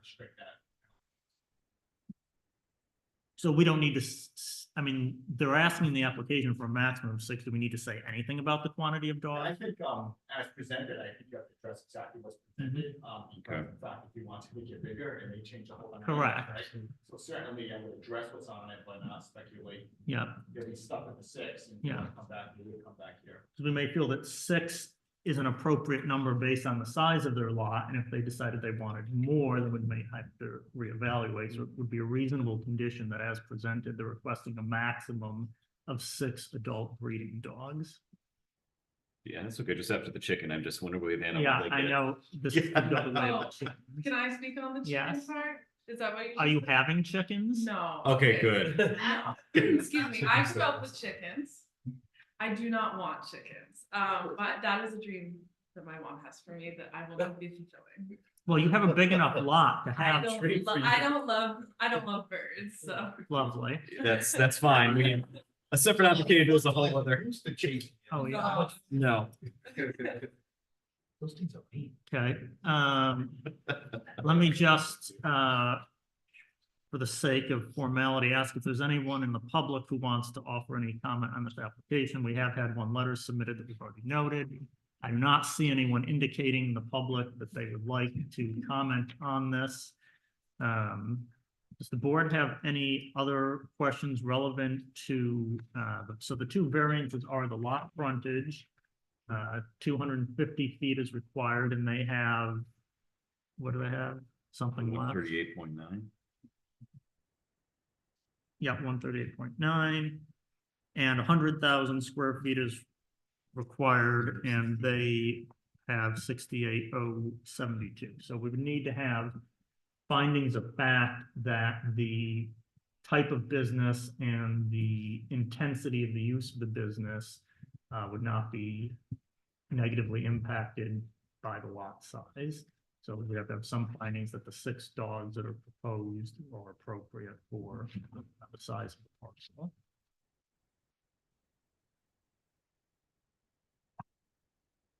Yeah, I would say that the ordinance is non-specific and the use table to dogs expressly. It's It's simply actually animals. It's the raising of animals, so one could interpret that the ordinance, you know, maybe envisioning cattle, horses, or a variety of animals.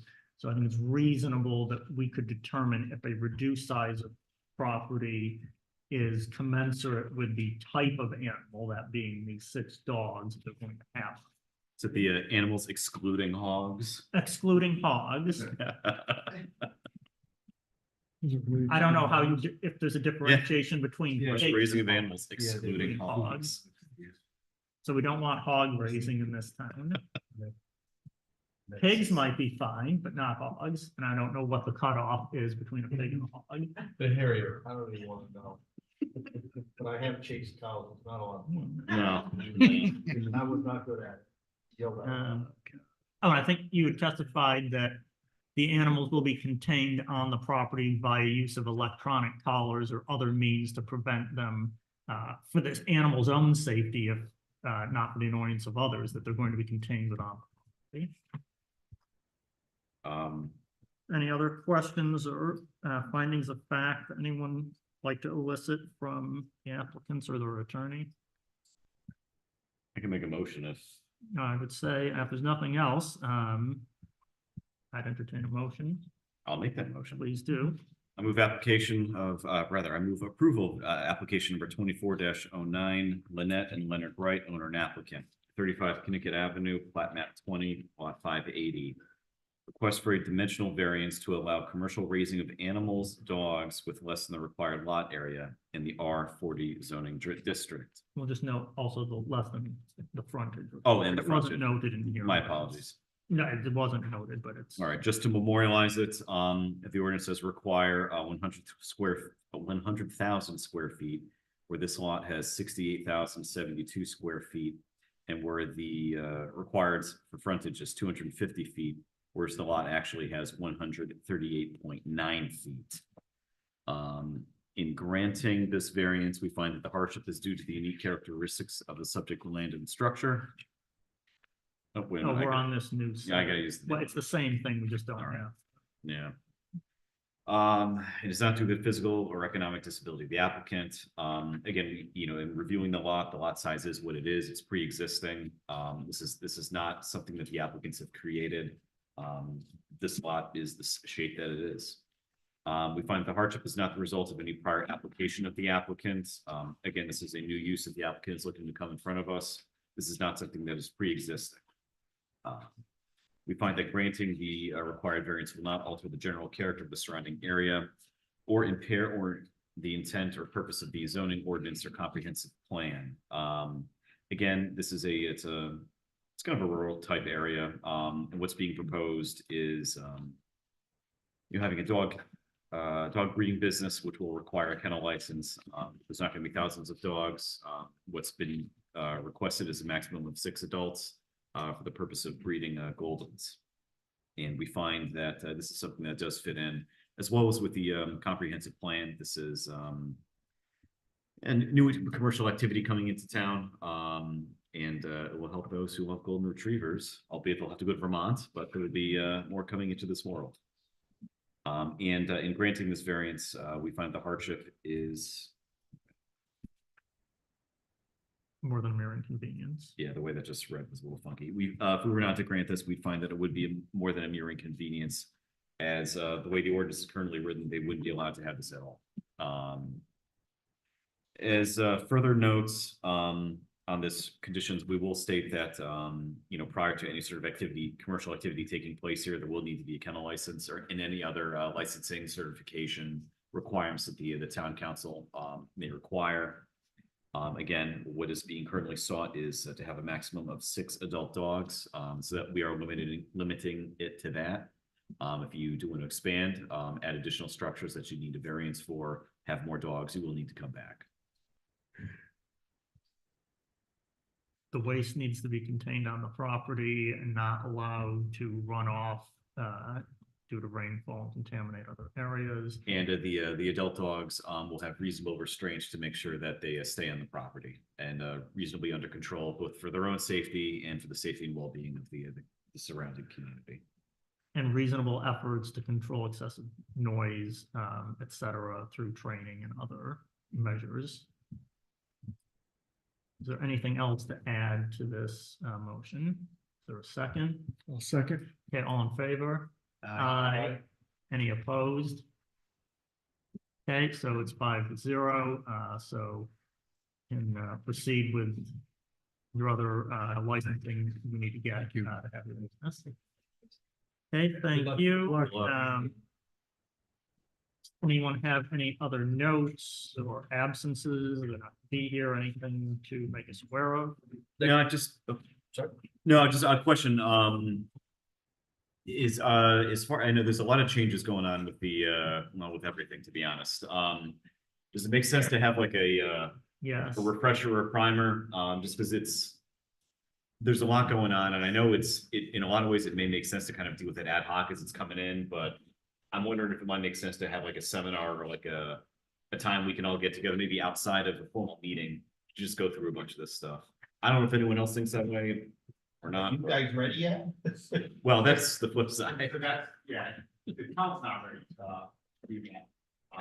We could give you Oh. what the state law tells us, but whether or not what we adopt here in the town of Warren yeah, differs, I do think, we are definitely under the gun in terms of updates locally here. So that's gonna happen rather quickly.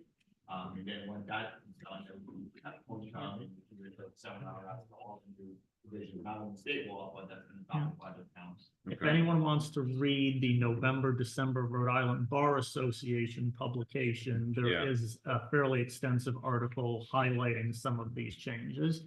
So you can just Google that and it's readily available if you want to look at that. If I may. Yes. So this was sprung upon us, as you all are well aware, and I'm still working on the chicken ordinance that we. The chicken ordinance from 9 months ago, or whatever it was. Yeah, No. April, you guys continue. Oh, boy. Oh, they're coming back in April for the chickens? And we told them there'd be an ordinance in place by then. I've already been in contact with the people who were here before us. They created a very, very interesting remedy to the problem. So we'll see, we'll see how that works, but I'm still working on the chicken ordinance.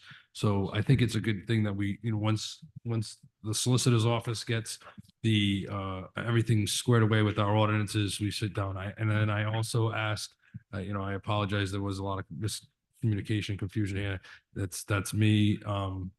We really need to kind of see what you need. So I think I'm going to create a new spreadsheet that I'll put in with under this. Just bear with me, because this is a huge, there's so many things that we have to take into consideration with this, and it's a lot of work. And another issue, so Meyer and I, we sat down and we're looking to go digital on our applications. It would all come in as we would with a building permit. So we're gonna kind of have like a little test trial period And then if it works out, so it would all, how it is now, it wouldn't be, it makes it more consumer oriented. They wouldn't have to, if we are missing something, we can just do it right through the portal. I think it's gonna benefit both Meyer and I and the board. You'll still get paper if you want paper. We could potentially print it out for you, you know, print it I out think the we have packet. to have the paper to go through at the meeting unless the town would like to purchase like iPads or something for each member of the Hey, board. taxes are going up. What's another? Yeah, what's another? Well, they took away the $500 stipend, so. Yeah, but that's been gone for The tax 12 is going up, but we're getting less, so Less, you're not getting laptops. No, but Just you'd have to pay still, like immediate, like, you're still gonna get your paper applications. What I was gonna explain was that we would have it digitally. So essentially what I've wanted to do for a long time, and I have a couple times tested it, the screen behind me would become, Oh, we might actually be able to use that after 5 years, whatever it's been. It worked like that one time. I would Once. suggest, just, I'm in the public sector and, the public usually takes a long time to adopt, especially technology, that you do it hybrid in the beginning and then tweak it. so we have, The application online, and that has taken a lot of people coming into our office, so if someone called and got the notice, I just let them know when. Let them come in. so we have a lot of experience with that. We went from just building permits, electrical. I mean, the nice thing about the software we use is I build it, whatever we need. And I've seen a very large increase in the amount of people that utilize it, and the communication is so much easier. So I just want to let you know, it really doesn't, we're going to try this. And so if you hear people talk about it, we're going to try it.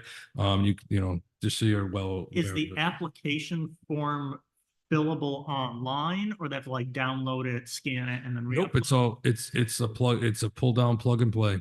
Okay, so I would say, is there any way to make it that it cannot be submitted until every field has been filled out? So what happened? Yes. And what also happens, the way our building permits and all our other permits, I have to, it goes through a process where it will not go until I say that it's a complete, and then it will move. And then I think it's going to work much more smoothly, because we also now have to have the applicant do the abutters list. So this is going to make it, as you can see, Meyer and I have, and then we have Alyssa, we got a lot going on right now. So any way to streamline what we can do and have it so we're more efficient, we're gonna It'd be a try. big improvement if the forms are filled out fully, so they don't have to go up, we don't know what the lot coverage is. The person didn't fill this out. to adjourn the meeting, because that's the stenographer left. Oh, well, this is Oh, not, this is okay. just, All I right. mean, this is still part of the meeting, it's Okay. administrative discussion, but it's nothing that has to be on the public record. So I just want to remind everybody, Yeah. it's the December meeting. I notified I had a couple of vacations going with the kids. So This coming April is December. it's gonna be the. Oh, the April is your second. You're gonna miss Yeah. the chickens. What a shit. Be able to bring some eggs. Well, Someone call me chicken shit, right? Yeah. Sorry. I think we should be all right there. All right, so there's a variety of things in the works, and we'll have to continue to have further discussions and reviews of things. We'll have that form filled out with the new. And I did it, I have the program, but we'll have it filled out for both, which it will show you Yes. what they have, what's required, and then the new.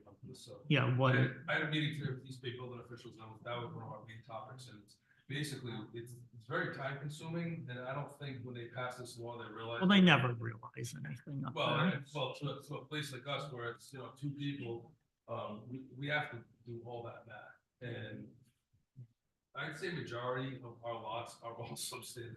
Now, unless there's a way to make the fillable form that if you enter, like when they're doing the application, if they enter, they have 7,000 square feet and 10 is required, then everything else automatically changes by that So it's still percentage.